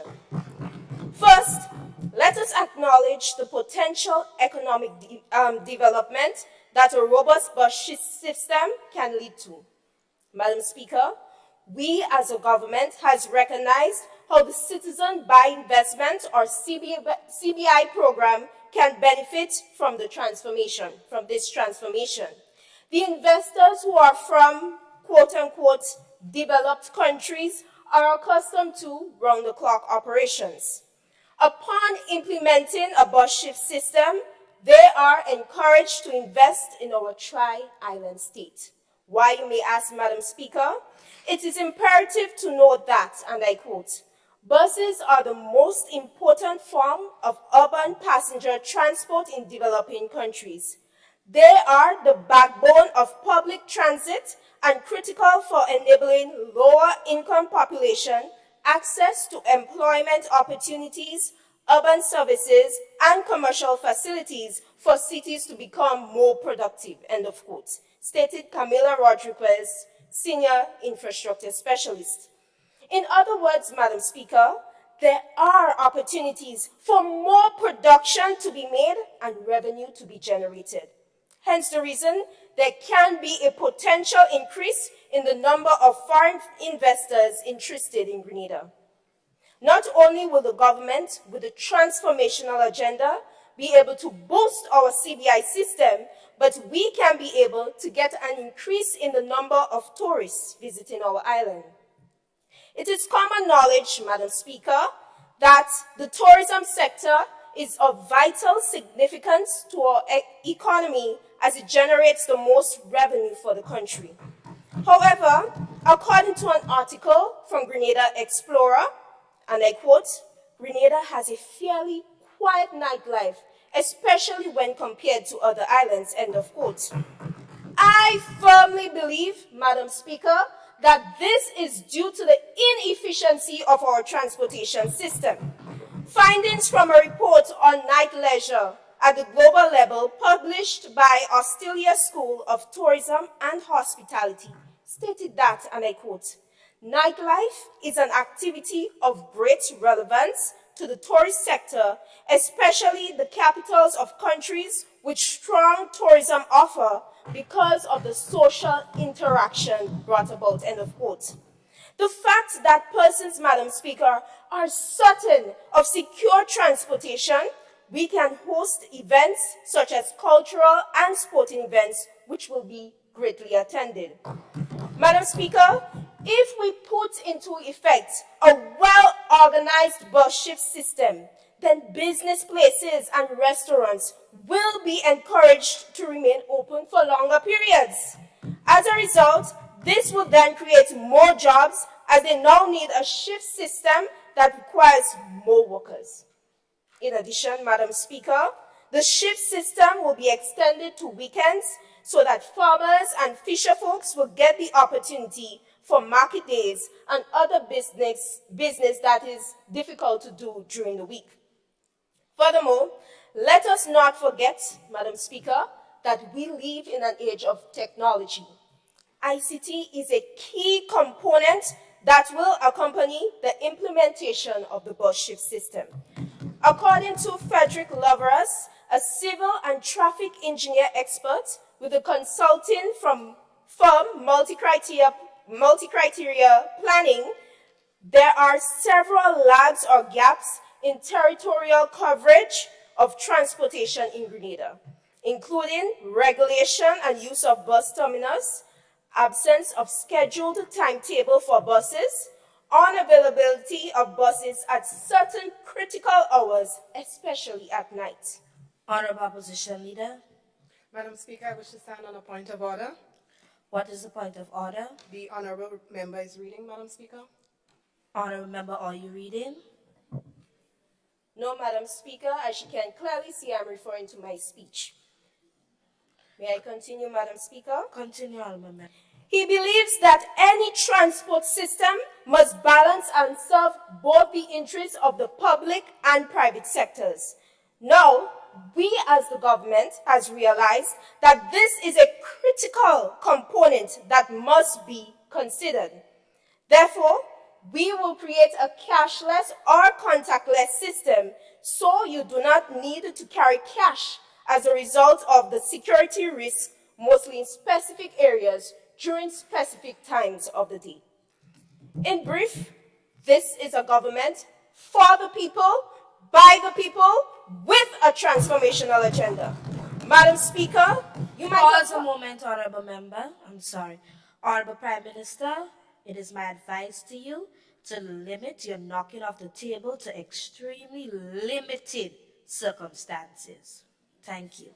Continue, Honorable Member. Thank you, Madam Speaker. You might have heard the saying that after 6, man turn beast. Well, it appears in Grenada that after 6, boss turn ghost.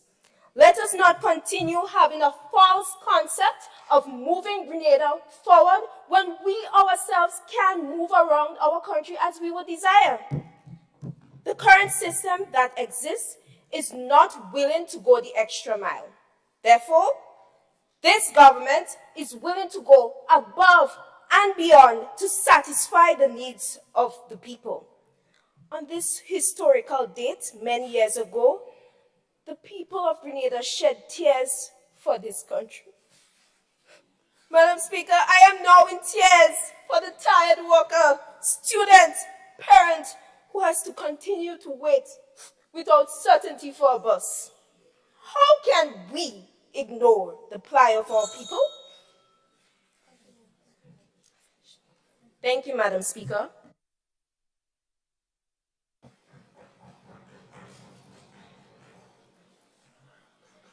Honourable Member for St. Mark South.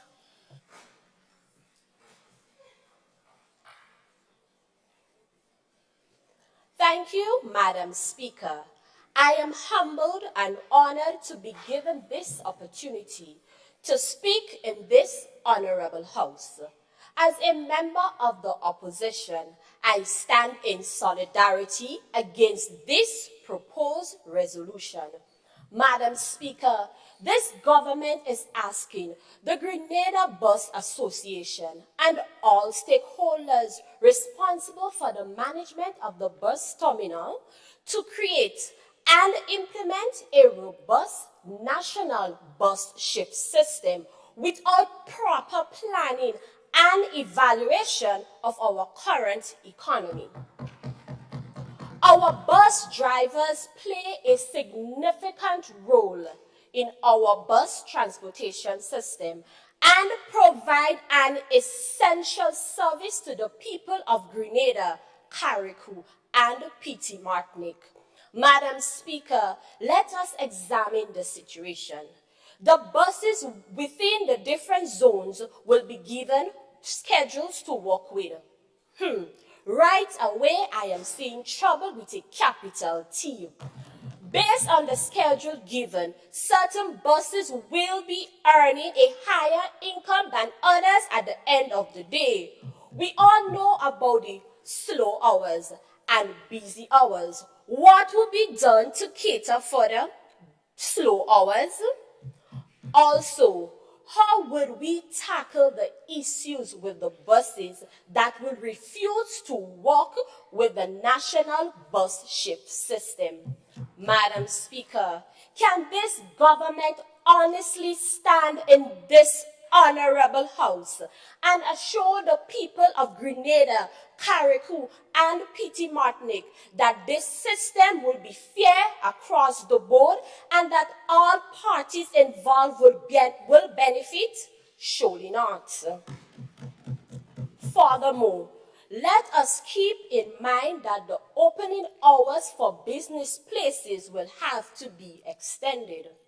This will mean that business places will have to hire more people. This could only be possible if the business will see an increase in their revenue. The revenues earned will be used to pay the additional staff.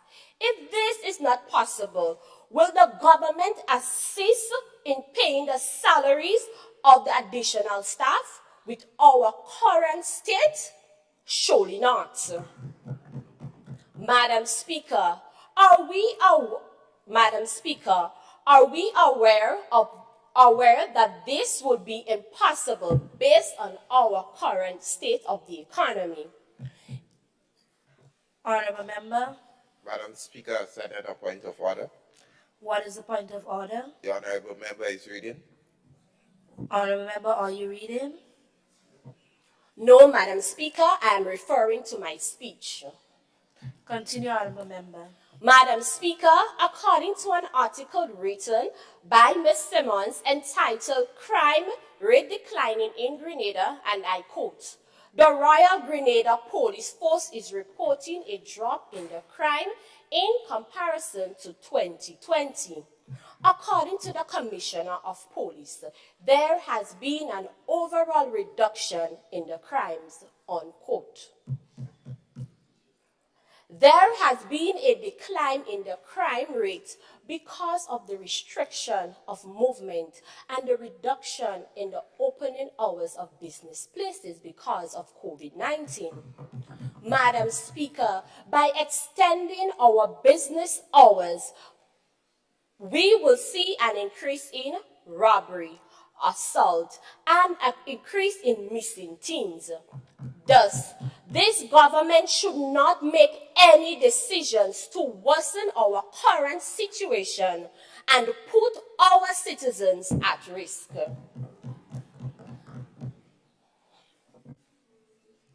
Honorable Member. Madam Speaker, I stand on a point of clarity. Honorable Member, do you yield? Madam Speaker, I do not yield. Continue, Honorable Member. Madam Speaker, a bus system was already implemented in Grenada before, as stated by this government. But what happened to it? It failed, Madam Speaker. This is why it's no longer existing. Moreover, we must also consider the environmental impact that this national bus system will have. The transportation sector is one of the largest contributors to greenhouse gas emissions.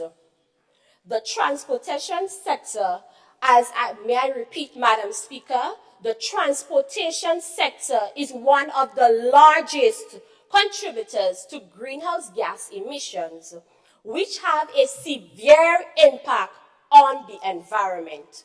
According to commonindependent.org, and I quote, the typical bus produces about 1.3 kilogram CO2 per kilometers traveled, end of quote. Let us be mindful that whether or not the bus is filled, the buses will produce 1.3 kilogram CO2 per kilometers traveled. The problem lies in the increased number of times the buses will be traveling, which will be detrimental to our environment. Madam Speaker, we need to explore alternative transportation solutions that are environmentally sustainable and reduce our carbon footprint. Madam Speaker, the Honorable Prime Minister stated that his government will source funding to purchase environmentally friendly buses. However, I am wondering if the environmentally friendly buses will be purchased for all bus owners. If not, then we are wasting our time because there will be an increase in gas emissions. In conclusion, implementing a national bus system is not the best solution to address our current bus system issues. We must consider the impact on the bus drivers and owners, the impact on our private and public sectors. The safety of our citizens must come first, and the negative impact on our environment.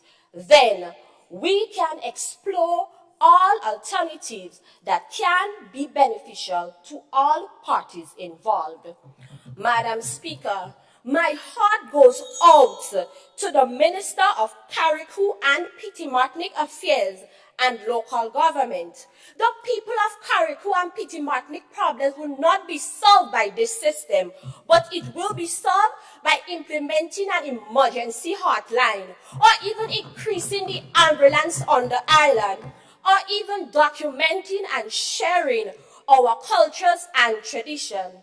And finally, to our Minister for Health, our problems will not be solved by implementing this proposed resolution, but it will be solved by increasing our staff at the hospital, increasing the quality of our medications and equipment. Only then we can solve the issues that we are facing. But this proposed resolution do not solve the issues that the government is proposing. I thank you.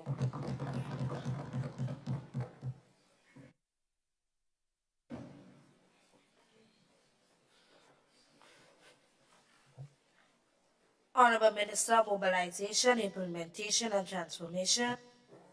Thank you, Madam Speaker. Access to public transportation should be available to citizens at all times. Mobility is a key condition of access to employment, housing, education, and leisure. Public transportation plays a vital role in our citizens' everyday life. Madam Speaker, there should not be a discussion on whether a bus shift system should be implemented.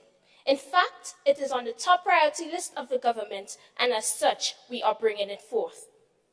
Madam Speaker, let me jog your memory back to 2016, where there was a national bus strike.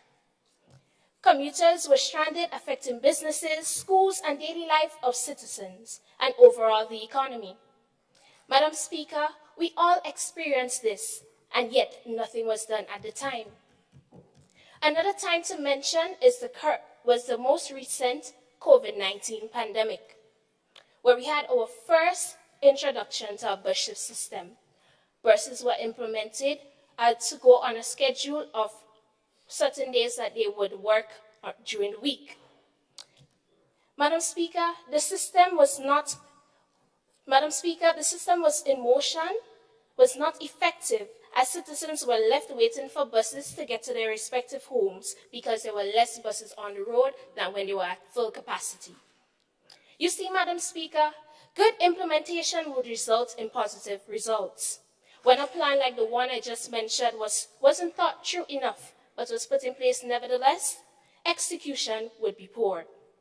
At present, March 13, 2023, there is still an issue with the bus system. We have failed to make a connection between the smooth and daily operations of this country and having an effective and efficient transit system. In Grenada, where public transportation is at its best during the day, it is never the same at early and late evening. Our nation's citizens all over the isle are left wondering when a bus is going to pull into the bus terminals to get home from work and school, Madam Speaker. As soon as 4 o'clock hits in the afternoon, many citizens are seen standing on their various bus stands, waiting nearly close, if not more than an hour, to get to their respective homes. I am baffled, Madam Speaker, to see the amount of people that are waiting for this long periods of time, some of them standing with their young children after a hard day of work. The atmosphere at the bus terminal is certainly one that is not to behold. Our citizens are trampling, fighting one another to get onto buses because of the uncertainty of when the next one is going to come. Is this what we want to see? I myself has experienced this concerning scene on many occasions, Madam Speaker, and it's definitely not a pretty one. Madam Speaker, if the Honorable Opposition does not see a fault in the current system and says that it is excellent, excellent, excellent, while some of the members on the other side seen waiting for these said buses, this is just crazy to me. Nevertheless, Madam Speaker, this problem shall exist no more. We, the government, refuses to turn a blind eye to this problem, and as such, we shall rectify the issue. Madam Speaker, for a house to be built, there must be an established, firm foundation. Our foundation rests on the Grenada Bus Association, as they are the steel and the concrete, essentially the pillars that will lift this system off the ground. A conference with the Grenada Bus Association was conducted, and the decision was made for private buses to continue running at their normal time, while the government buses would only run at night in the first instance. Madam Speaker, this bus shift system is going to go in phases. The first phase is to utilize the funds from the National Transformation Fund and the CBI program to acquire the amount of buses that are necessary to run at this time. The funds would be to acquire the buses as well as to pay the drivers. Some of the drivers recommended by the Grenada Bus Association would be the ones to drive the buses that we're planning to implement. So therefore, our private bus operators would not be left without a job after 6, after 7, after 8, or any other time like that, because they would be the ones who would operate these buses. The central station where these buses are stationed is going to be at the bus terminals in St. Honorable Opposition Leader. Madam Speaker, I wish to stand on a point of clarity. Honorable Member, do you yield? No, Madam Speaker. The central station where these buses are going to be placed is at the terminal in St. George's, St. Grenville, such as, and the newly constructed bus terminal in Hillsborough, Carriacou.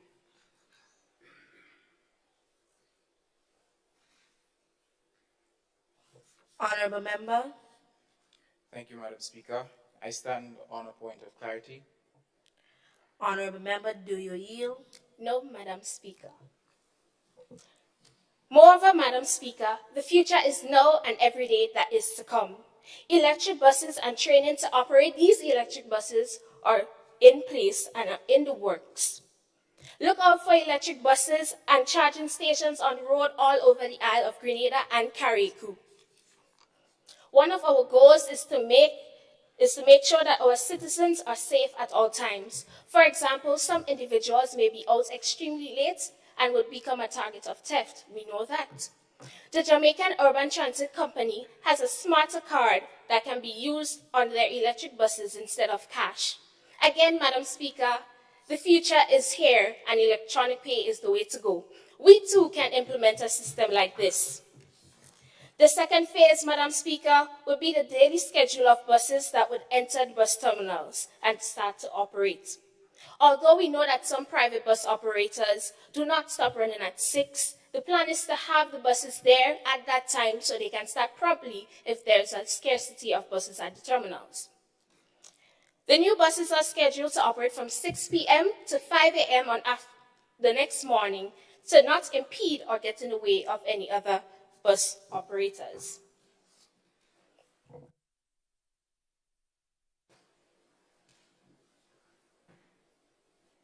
Honorable Opposition Leader. Madam Speaker, I wish to stand on a point of clarity. Honorable Member, do you yield? I do not wish to yield, Madam Speaker. Madam Speaker, as good as the weekday and weekend transportation sounds, buses are also going to be running on the road on public holidays as well as Sundays. Madam Speaker, things don't just magically happen overnight. All boxes need to be checked, seen, signed, and delivered to make sure that this system that we're planning to implement goes without a hitch. We, the members of government, are working alongside the Grenada Bus Association to the best of our abilities to make this system a success, to improve the lives of all our citizens of Grenada, Carriacou, and PT Martinique. By the end of 2024, citizens should no longer have to worry at night or on public holidays. Honorable Member. Madam Speaker, I wish to stand on a point of clarity. Honorable Member, do you yield? No, Madam Speaker. By the end of 2024, citizens should no longer have to worry at night or on public holidays how they would get home after work and school because the buses are there to serve them. Madam Speaker, as it stands, Grenada doesn't have an established nightlife. All we see are individuals standing in front of Chucky's bar on a Friday due to... Honorable Member. Madam Speaker, stand on a point of clarity. Honorable Member, do you yield? Madam Speaker, in the interest of time, I do not wish to yield. I will give you extra time if you permit to yield. Maybe if somebody else stands on a point of clarity, I shall. Okay. Thank you, Madam Speaker. By implementing this robust bus shift system, Grenada's nightlife can become a huge hit, generating more income by creating new businesses and employment for our people, as well as establishing entertainment for our citizens and visitors to our Tri-Island paradise. Madam Speaker, I don't know about you or the members on the other side, but I am excited to see where this system is going to take us. Madam Speaker, as Minister for Mobilization, Implementation and Transformation, who cares about each and every citizen of our Tri-Island state, it is my duty to see these plans go forward. Madam Speaker, I beg for 1 minute to wrap up my speech. Permission granted. Thank you, Madam Speaker. It is my duty to see these plans go forth and benefit all of us as citizens. I am confident that the implementation of this robust bus shift system is going to better the lives of all individuals and become part of the transformation agenda. Honorable Member. Madam Speaker, I wish to stand on a point of clarity. Are you, Madam Speaker? Honorable member, you said that you are certain that implementing a national robot budget system will be beneficial. What information do you have to back up that?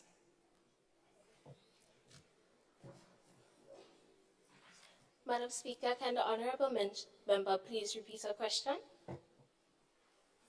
Sure, Madam Speaker. You mentioned that implementing our national robust budget system will be beneficial. I want to know what information you have to back up such statements. From listening to the opposition and doing my own research, I know that private bus operators are complaining, and also we have a high unemployment rate in Grenada, and by conducting this budget system, new jobs can be implemented, and so these problems can be rectified. Can I continue, Madam Speaker? Continue your presentation. Thank you, Madam Speaker. I am confident yet again that the implementation of this robust budget system is going to better the lives of individuals and become part of the greater good and the transformational agenda of Grenada, Carriacou, and Petit Martinique. I thank you, Madam Speaker.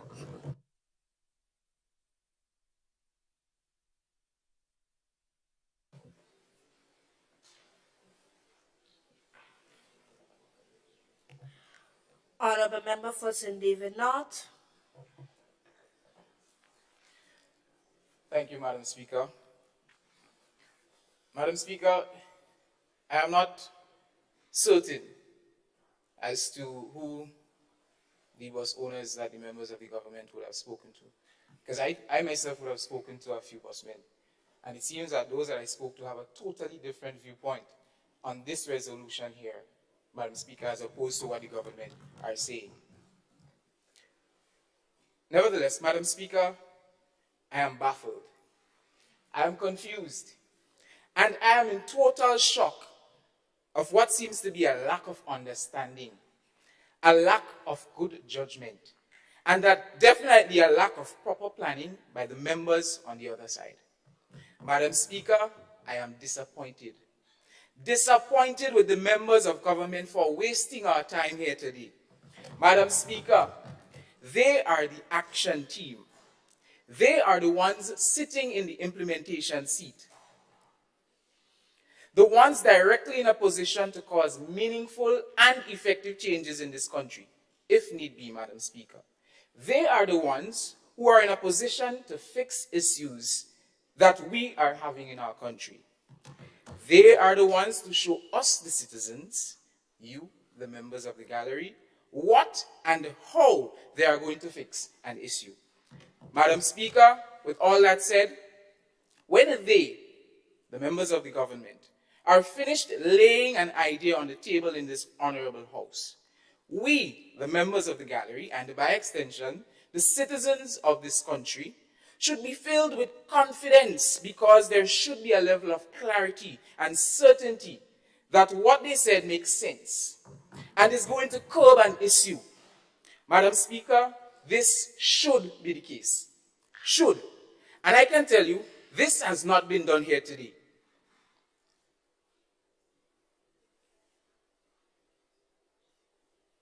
Because what sense does it make changing a system or situation with a process that in fact may alleviate one problem, but on the other hand, cause problems in other areas?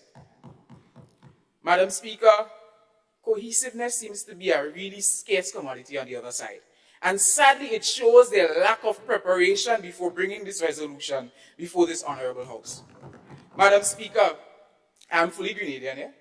And in our local, colloquial terms, he's missing something. Madam Speaker, he's missing something.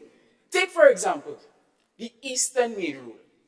Madam Speaker, have you ever seen how chaotic it is on weekdays, particularly on mornings and afternoons, between the hours of 7 and 9 a.m. and 4 p.m., up to around 8 p.m. respectively? It is true. People can be left waiting hours for a bus during these times. Madam Speaker, Consider these bits of statistics. The Eastern bus route has approximately 285 registered buses, with approximately 230 operating on a regular basis. In dialogue with some of the bus owners on the Eastern route, it was gathered that approximately 5 trips could be made daily, keeping in mind that 1 trip means traveling up and back down. It was further stated that in 1 trip, a busman can have approximately 80 to 90 passengers, or for better context, 80 to 90 rides. Giving this some further perspective, for 1 day, it is possible for a bus to attain 400 plus rides or passengers. Now, recall the issue I explained a while ago about passengers struggling to get a bus in a timely manner. And just think for a little bit. This is an issue we are currently faced with under the construct of our current bus system. Remember, all buses operate at the same time without any restrictions as to when and how they can work and who can work at a given time.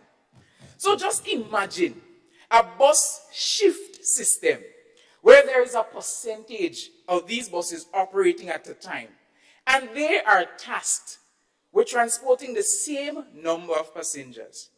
How does this work? Madam Speaker, through you, honorable members of the government, make it make sense for us, please. Madam Speaker, a bus shift system would not fix the current issues. It would make it worse.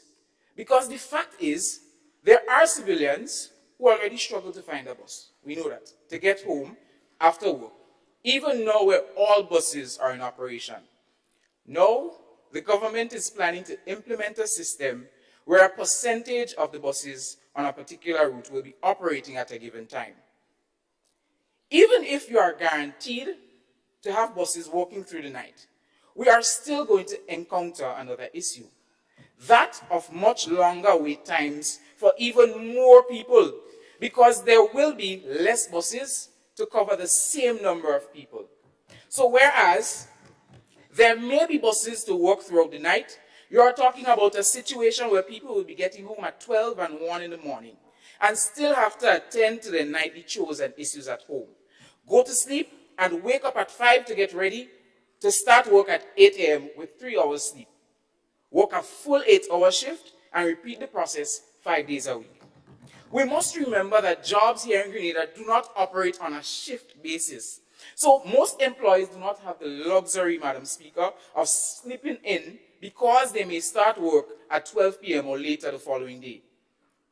Madam Speaker, upon dialogue with a number of persons who can be considered as passengers of public transportation, on the resolution being discussed here today, one of the most common concerns was that of employees of hotels and a few other businesses who may work late shifts at night and are left to find their way home after being dropped off halfway to their destination. Now, whereas this is definitely a cause for concern, Madam Speaker, think about it.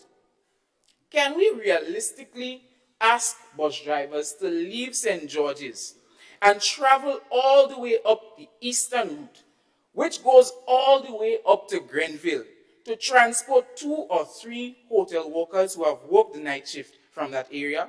What economical sense does it make to that bus driver, Madam Speaker? Or has the government decided to fill the tanks of all the busmen who work the night shift?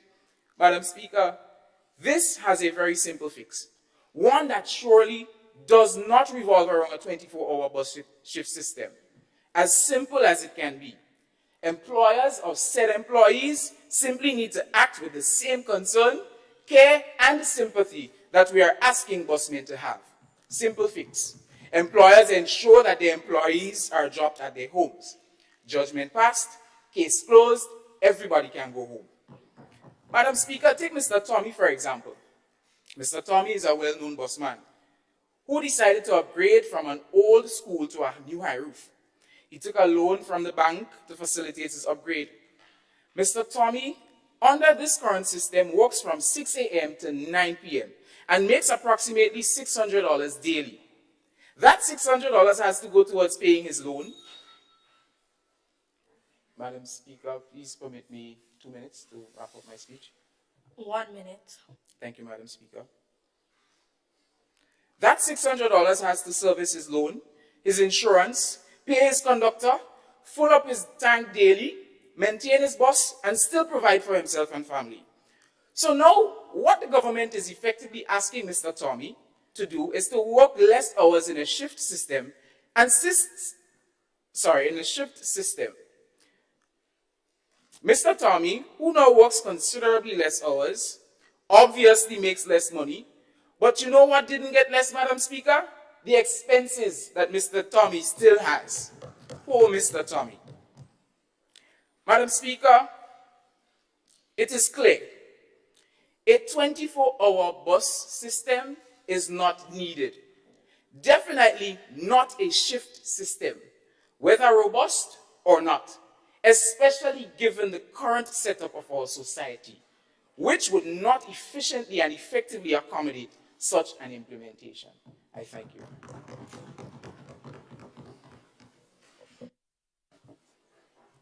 This Honorable House would like to recognize the presence of the Permanent Secretary, Mr. Alpha Brown, with responsibility for youth, sports, and culture.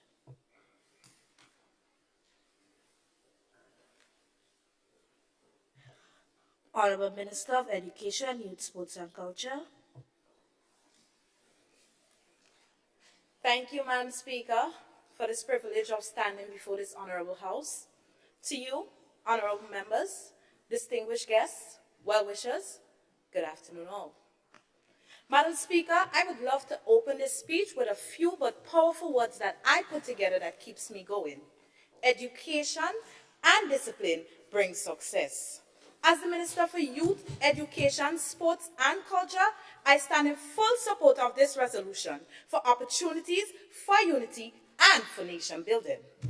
Madam Speaker, there are many people, young and old, full-time students and workers who desire to pursue their dreams, but they cannot because of our inadequate bus system. About a week ago, I was standing on a bus stop with some TAMCC students, and they were stating their concerns. Madam Speaker, and one stated, and I quote, "You see why I don't like to stay back to get no assignments done? Now it's problem to get home," end of quote. Madam Speaker, it hurt me to hear the youths of our future speaking this way.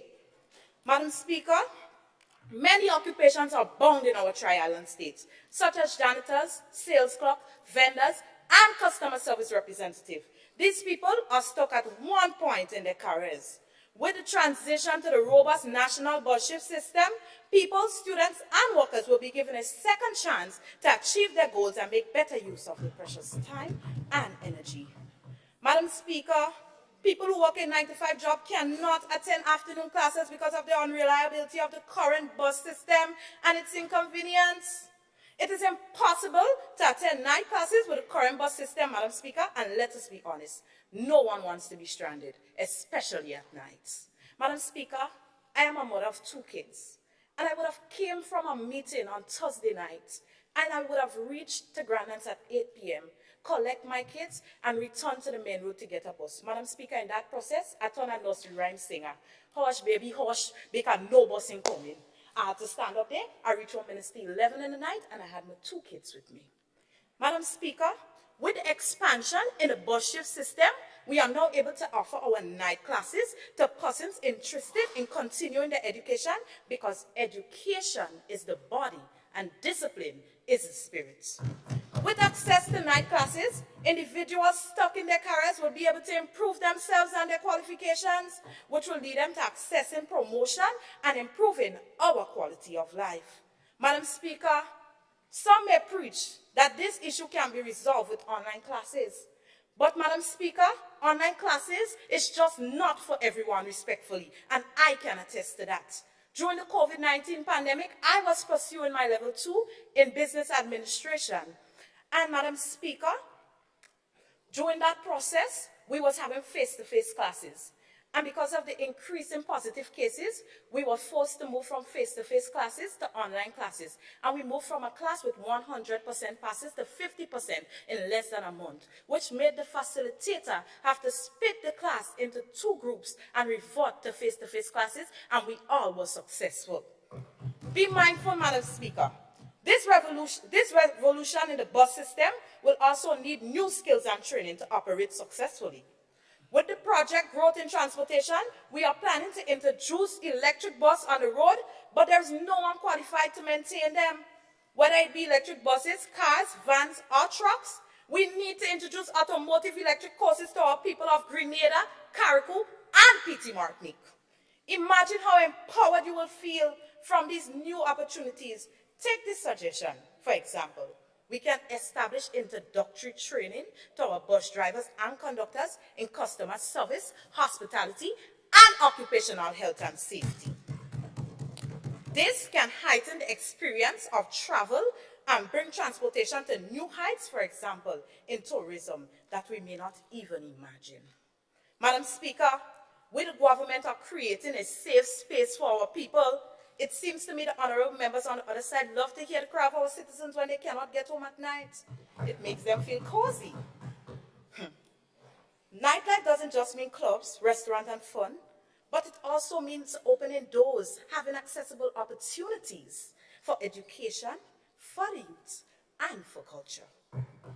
Furthermore, Madam Speaker, do you know what a robust bus shift system can do for this country? It can boost the sporting economy. There can be more sporting events like athletics, football, and cricket, and the list goes on.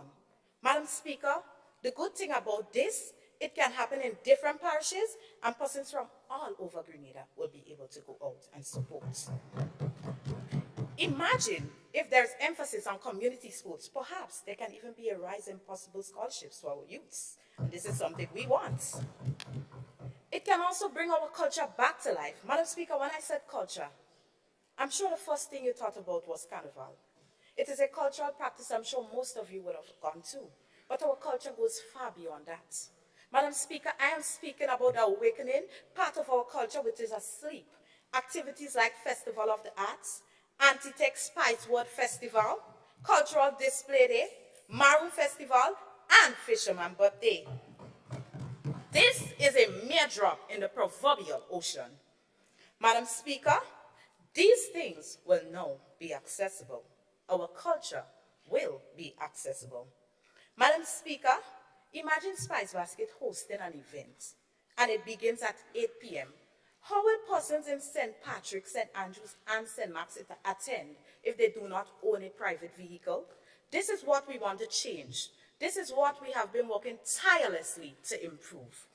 Madam Speaker, it seems like the honorable opposition have the illness of ignorance, but never mind. As a Minister for Education, I have the distinct responsibility to cure them. Madam Speaker, we will team up with the private sector to reignite the burning passion in our youths for our rich culture.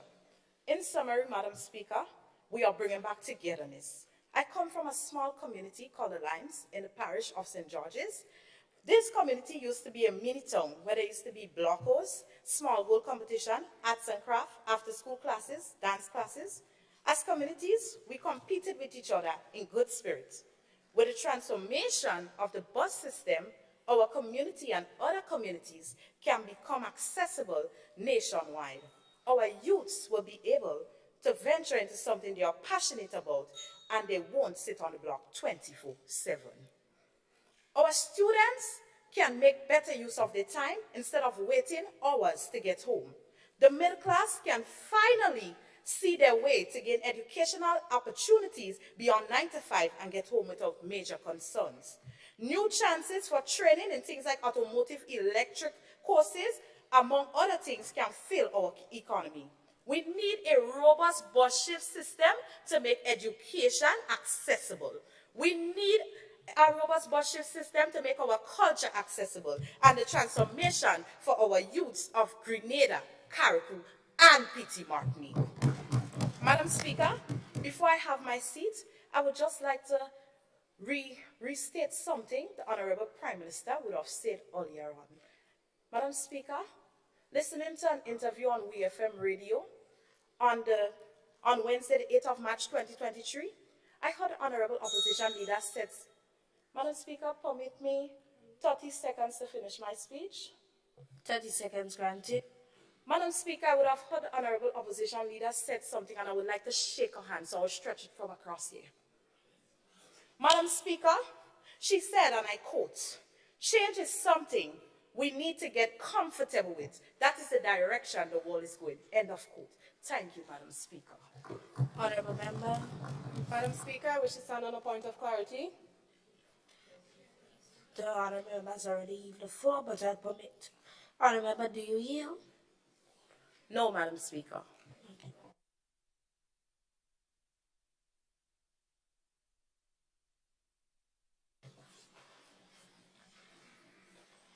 I would like to remind all strangers in the gallery to limit their entrance and departure from the hall. Thank you.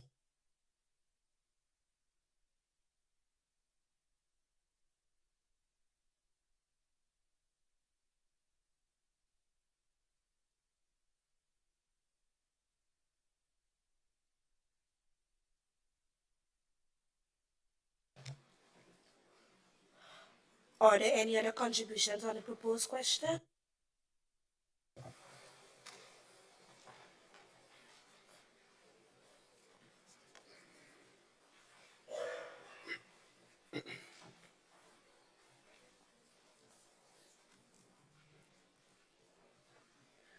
Honorable Prime Minister.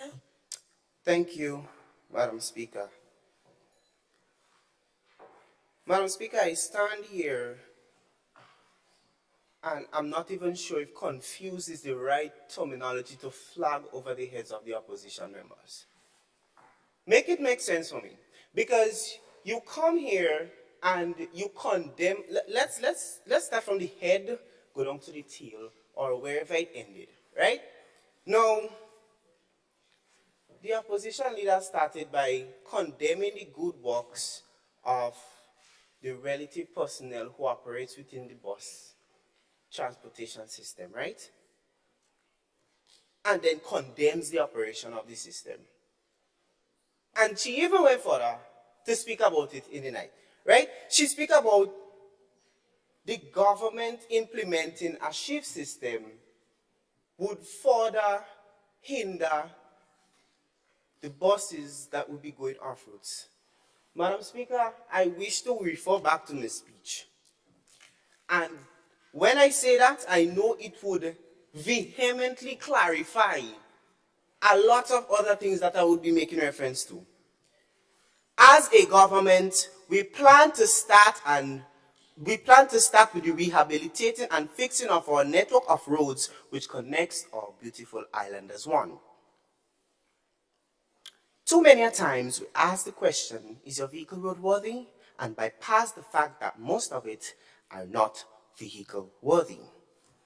Considering this, we also plan to implement some new routes so as to ensure adequate safety and security for our citizens using the passenger buses. I'll stop there. Madam Speaker, it even goes to show how I'll hold my mouth on that point. Madam Speaker, one of the honorable members stood up crying. Time for you to come home.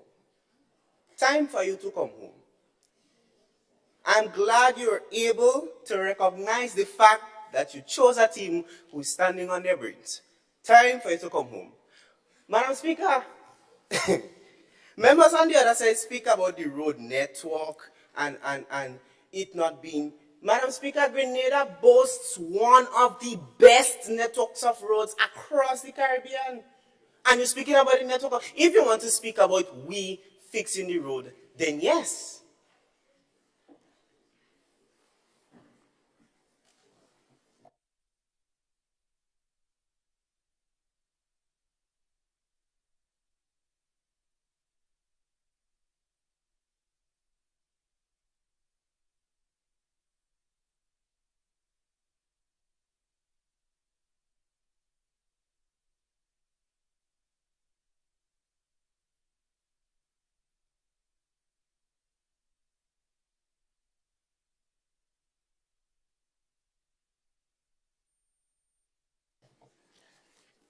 Deputy Speaker is in the chair.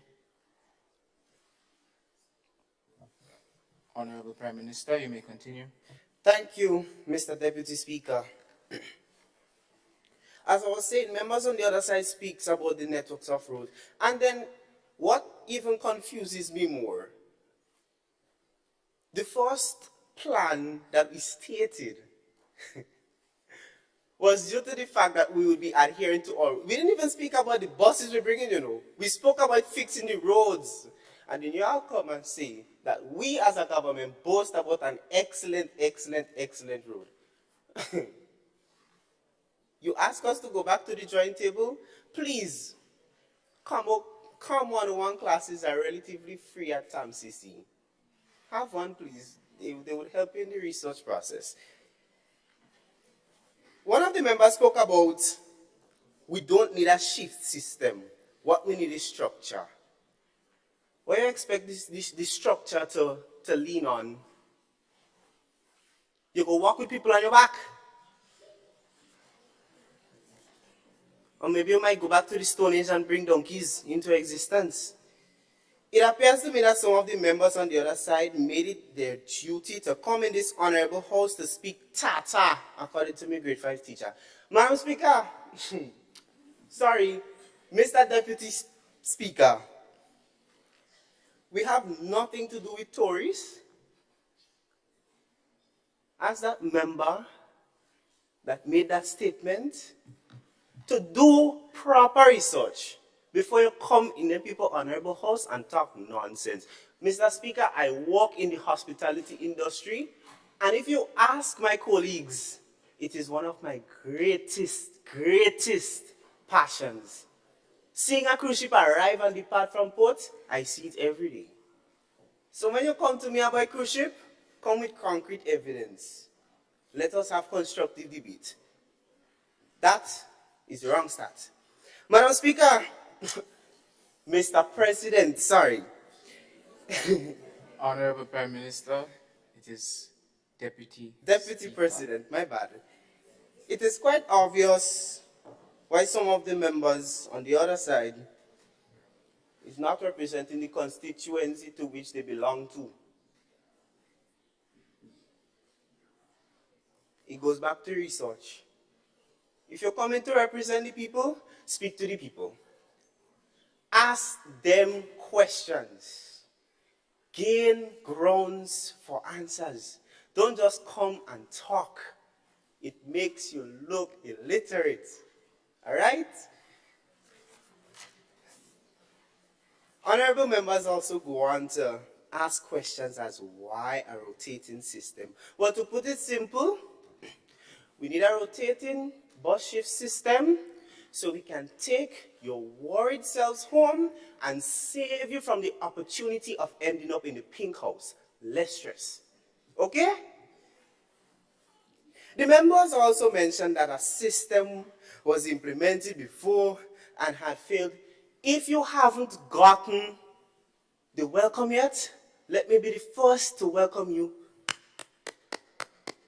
Welcome to the 21st century. It's no longer the 19th century. Honorable Prime Minister, before you continue, just to remind you that you are not allowed to either use the names of the members of this honorable house or to refer them by pronouns. Please refer to the members by their portfolios or their constituencies. Understood, Mr. Deputy Speaker.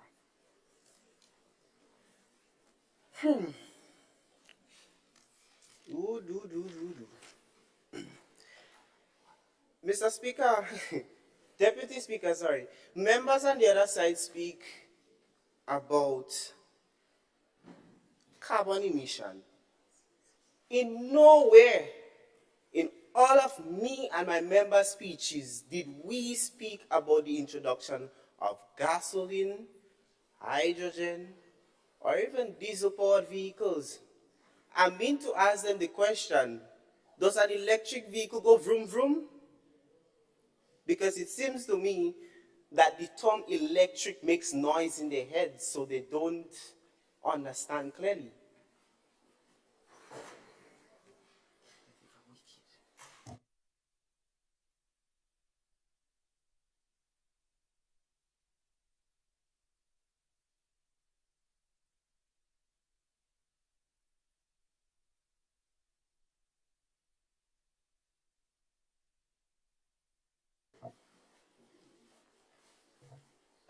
Honorable Member. Thank you, Madam Speaker. At least I could let go some of the tension of Mr. Deputy Speaker. Now I've been tying up myself. Madam Speaker, Honorable Member, please welcome do back. not speak negatively of anyone in the House. I am not. I'm just saying. I am baffled. I am confused. And I am shocked for the words of members on the other side when they themselves put themselves into that perspective, when they choose not to do constructive research. Madam Speaker, some of the members on the other side made mention of essential workers and in collaboration with a shift system. An essential worker is someone who is needed in effective emergencies or immediate instances. That relates to police officers, nurses, doctors, and the list goes on. Essential workers like nurses and police officers are workers who operate on a shift system. Let it be clear.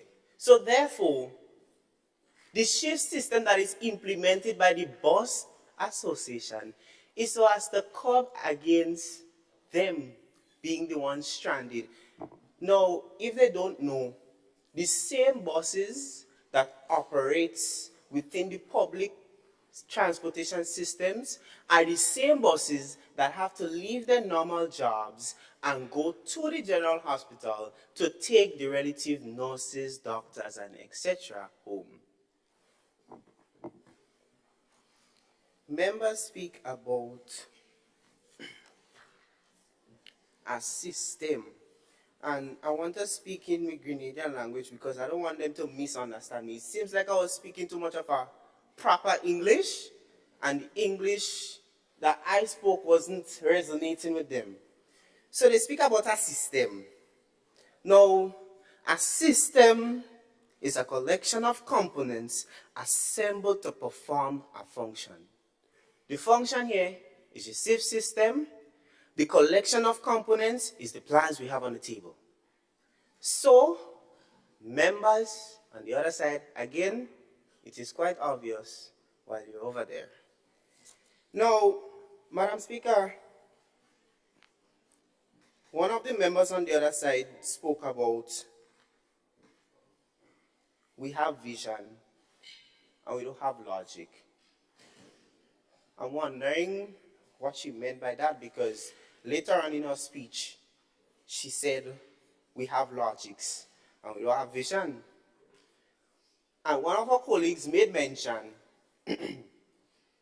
to make it make sense for them when they themselves are the one tying up their own selves. Now let me make it known to you guys. We exercise our vision, we placed into play our logic, hence the reason why this bus shift system that we plan to implement will be implemented. Madam Speaker, I'm even wondering if some of the members even understand what they say. Because truth be told, you came here and you laid plans on the table which supports the shift system, and then you go on as to detest the shift system, starting from the opposition leader, go right on. Madam Speaker, sure, you would like to ask them to join us in implementing the system and stop trying to fight with themselves. I'm still calling that one member to come home. Madam Speaker, a shift system in relation to income. Now, one of the members on the other side made mention that the shift system being implemented would affect the income of members and da da da. Now listen.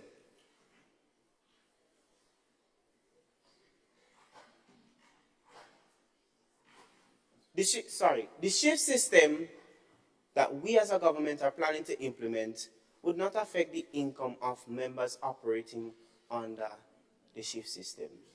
It was made clear by myself and other members in the House that we are getting involved into public-private partnerships with the relative personnel tasked with occupying the necessary capacities across the board so as to ensure full effectiveness. Okay? So as it is now clarified, please let it be known. We are not here to push anything down anybody's throat. We are here to effectively maneuver the execution of this resolution. Madam Speaker, in reference to something that one of the members on the other side made mention of, when they spoke about, I don't want to misrepresent what you would have said. They spoke about increase in health professionals and increase in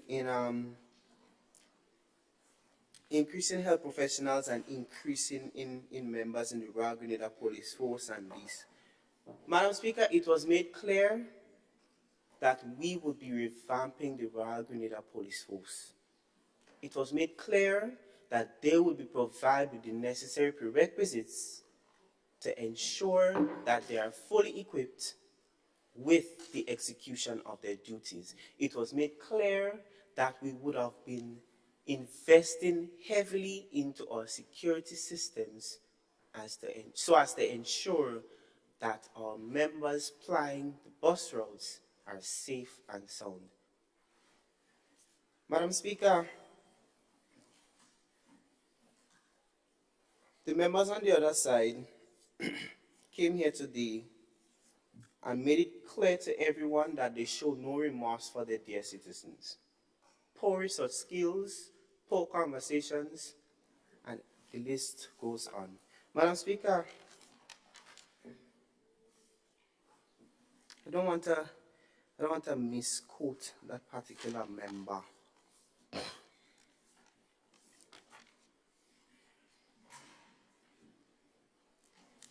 Now, members on the other side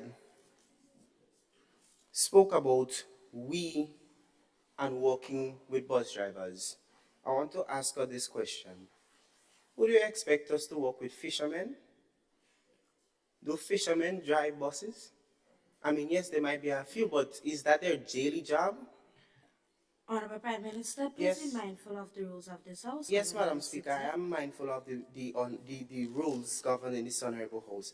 Madam Speaker, it just goes to show the level of remorse that they exercise for their people.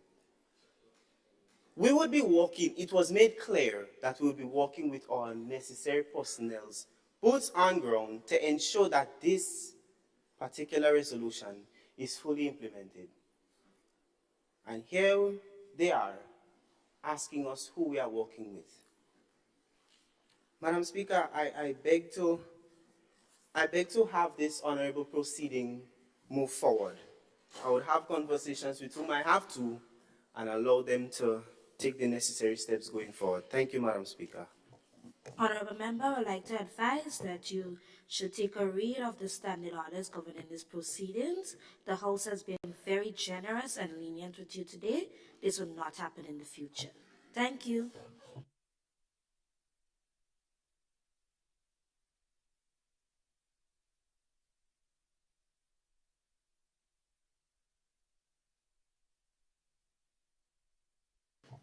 Are there any other contributions on the proposed question?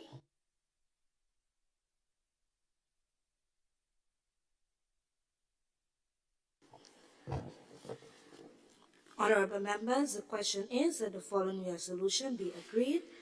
Whereas most buses operate with the same time schedule, making it difficult for passengers outside of that schedule, and whereas the bus terminus and official bus system is not operational on Sundays and public holidays, and whereas there has been a steady increase in the amount of buses registered and operating with the Bus Association, and whereas bus operators have become increasingly competitive, and whereas there currently exists no official timesheet system under the Bus Association, be it resolved that a robust national bus shift system that caters to the day to night on weekends and weekdays days, including public holidays, should be created and implemented by the Grenada Bus Association and the stakeholders responsible for the management of the bus terminus.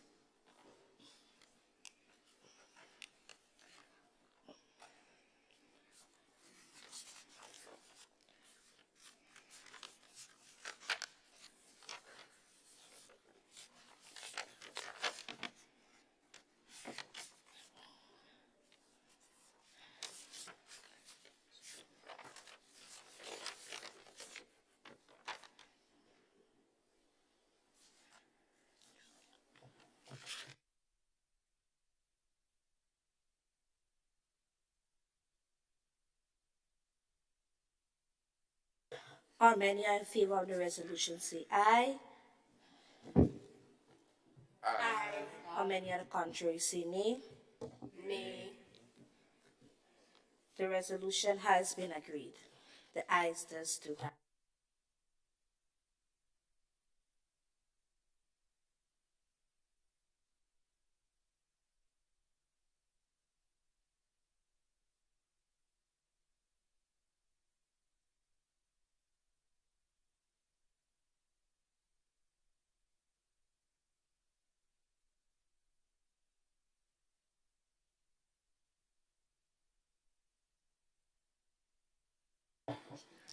Adjournment.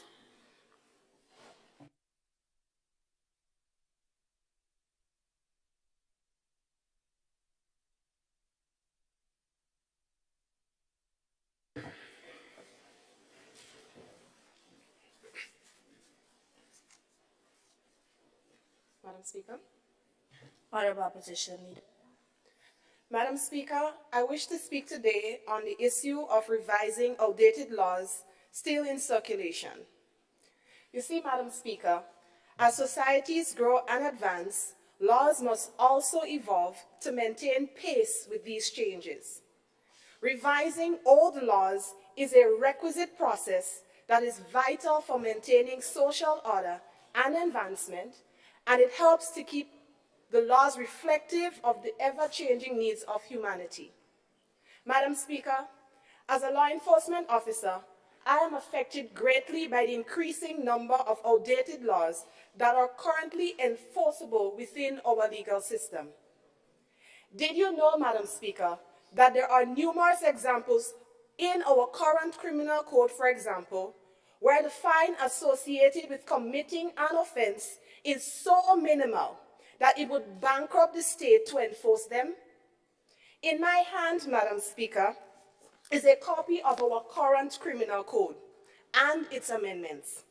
Its pages are filled with examples of my concern. Section 112, which speaks to allowing houses, etc. in the town to be used for drumming, a fine of $9.60. And Section 114, which speaks to pigs in the town, a fine of $2.40 for each pig found. Madam Speaker, we should not allow court rulings on these matters to place a heavier financial burden on the judicial system than that of the persons convicted of the crime.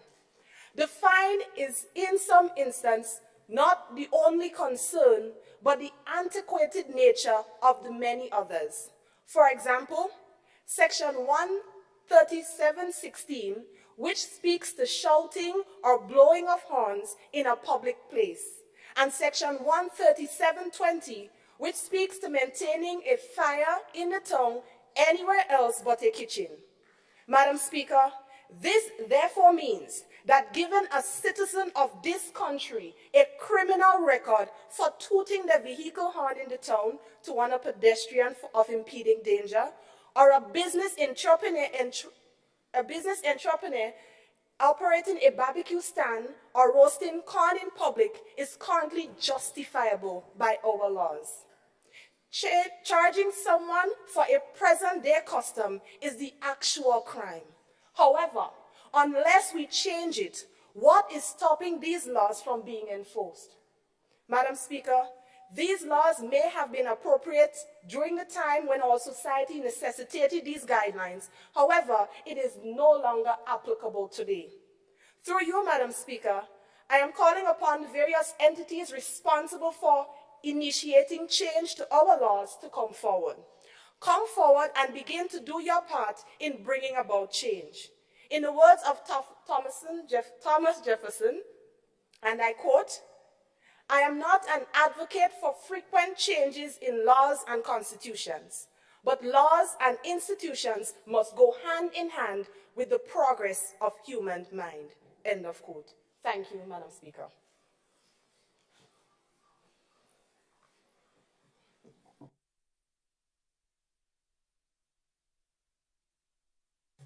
Honorable Member. Thank you, Madam Speaker. Madam Speaker, I wish to use this opportunity to show my sincerest, deepest appreciation for the Ministry of Youth and, by extension, the people who are in charge and work closely in preparing and hosting such events and activities such as Youth Parliament. The Youth Parliament is very important, and it gives us young people, youth of our nation, the opportunity to have a voice, to express concerns and how we feel about important documents and important issues in our country. And I think we, as youth parliamentarians, should show our appreciation for the chance given to take part in such activities. Madam Speaker, also, on another note, I think, Madam Speaker, that we as a nation and as government can do a lot more with the way that we show appreciation and recognition for our sporting icons in particular. Not only the sporting icons, but the coaches and the people who work directly with them and help them to improve and help them to become what they are today. Now, many of them would undergo very strenuous days and weeks and months and years of training. And it takes a lot out of them to get to where they are. It takes a lot out of the coaching, their time and efforts, Madam Speaker. And many a times they go out there and they give Grenada, this is the island that is a dot on the map, recognition. And so sometimes it can be seen as though they are not recognized and they are not appreciated in a way that shows that we are grateful for the efforts and grateful for the accomplishments. And Madam Speaker, I think that as a nation, as government, we can do more to show appreciation to them for what they do. Thank you.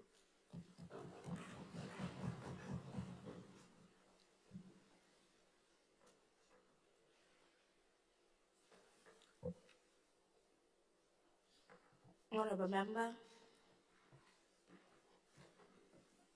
Thank you, Madam Speaker. I stand here today as a proud daughter of the community of Napotri, which is filled with many traditions and culture.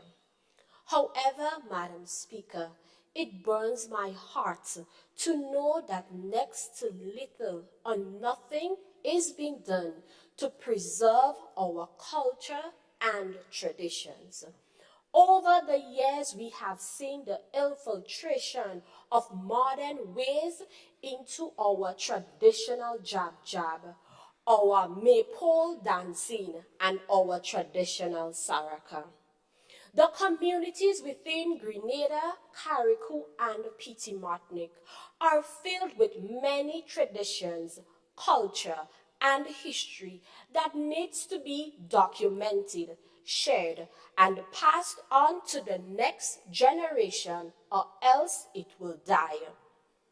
Madam Speaker, I am pleading with this current government and the listening audience. Let us work together to create, implement, and enforce laws and policies to preserve the traditions and culture that were passed on by our ancestors. I thank you.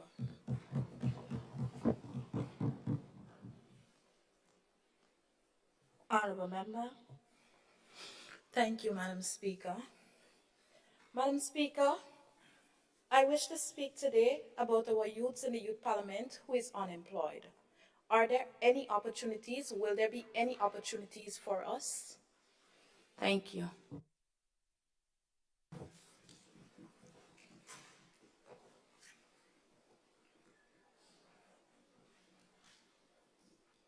Honorable Member.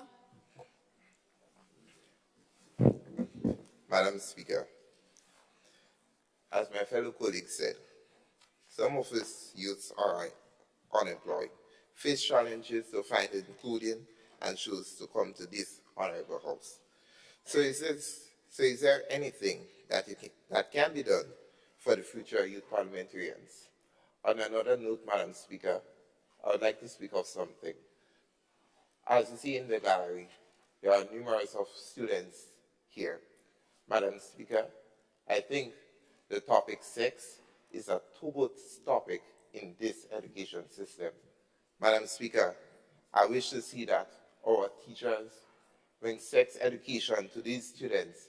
HFLE is not enough because technology on our hand brings it out to them. We may be playing games and the ads may be pop up and showing them to do this sort of stuff. Remember, sex is an adult activity. So I think the Ministry of Education should introduce sex on a deeper level for our nation youths so they may be prepared. Thank you.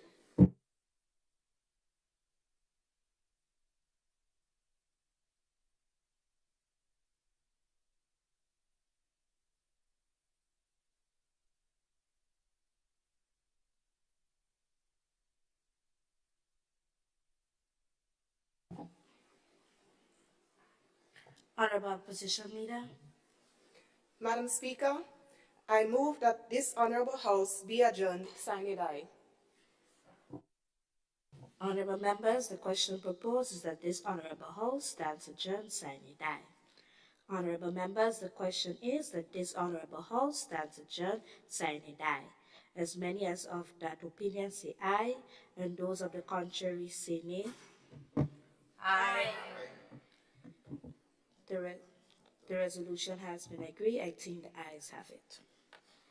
Honorable Members, the House would like to acknowledge our judges in today's ceremony, the former Minister of Youth Empowerment and Sports, Mr. Patrick Simmons, Protocol Officer and former Youth Officer, Mr. Kerry Frank, and National Youth Ambassador, Mr. Elon James, correction. The results of today's debate are as follows. As I call your name, can the honorable members please rise? Third place, Chanel Simon.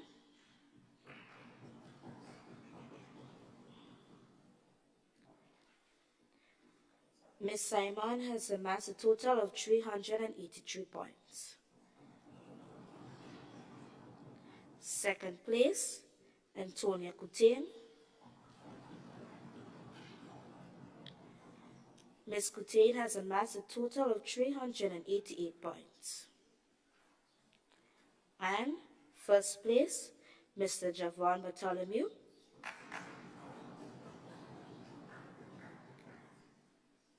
Mr. Bartholomew has amassed a total of 394 points. The business of this National Youth Parliament stands adjourned, sine die.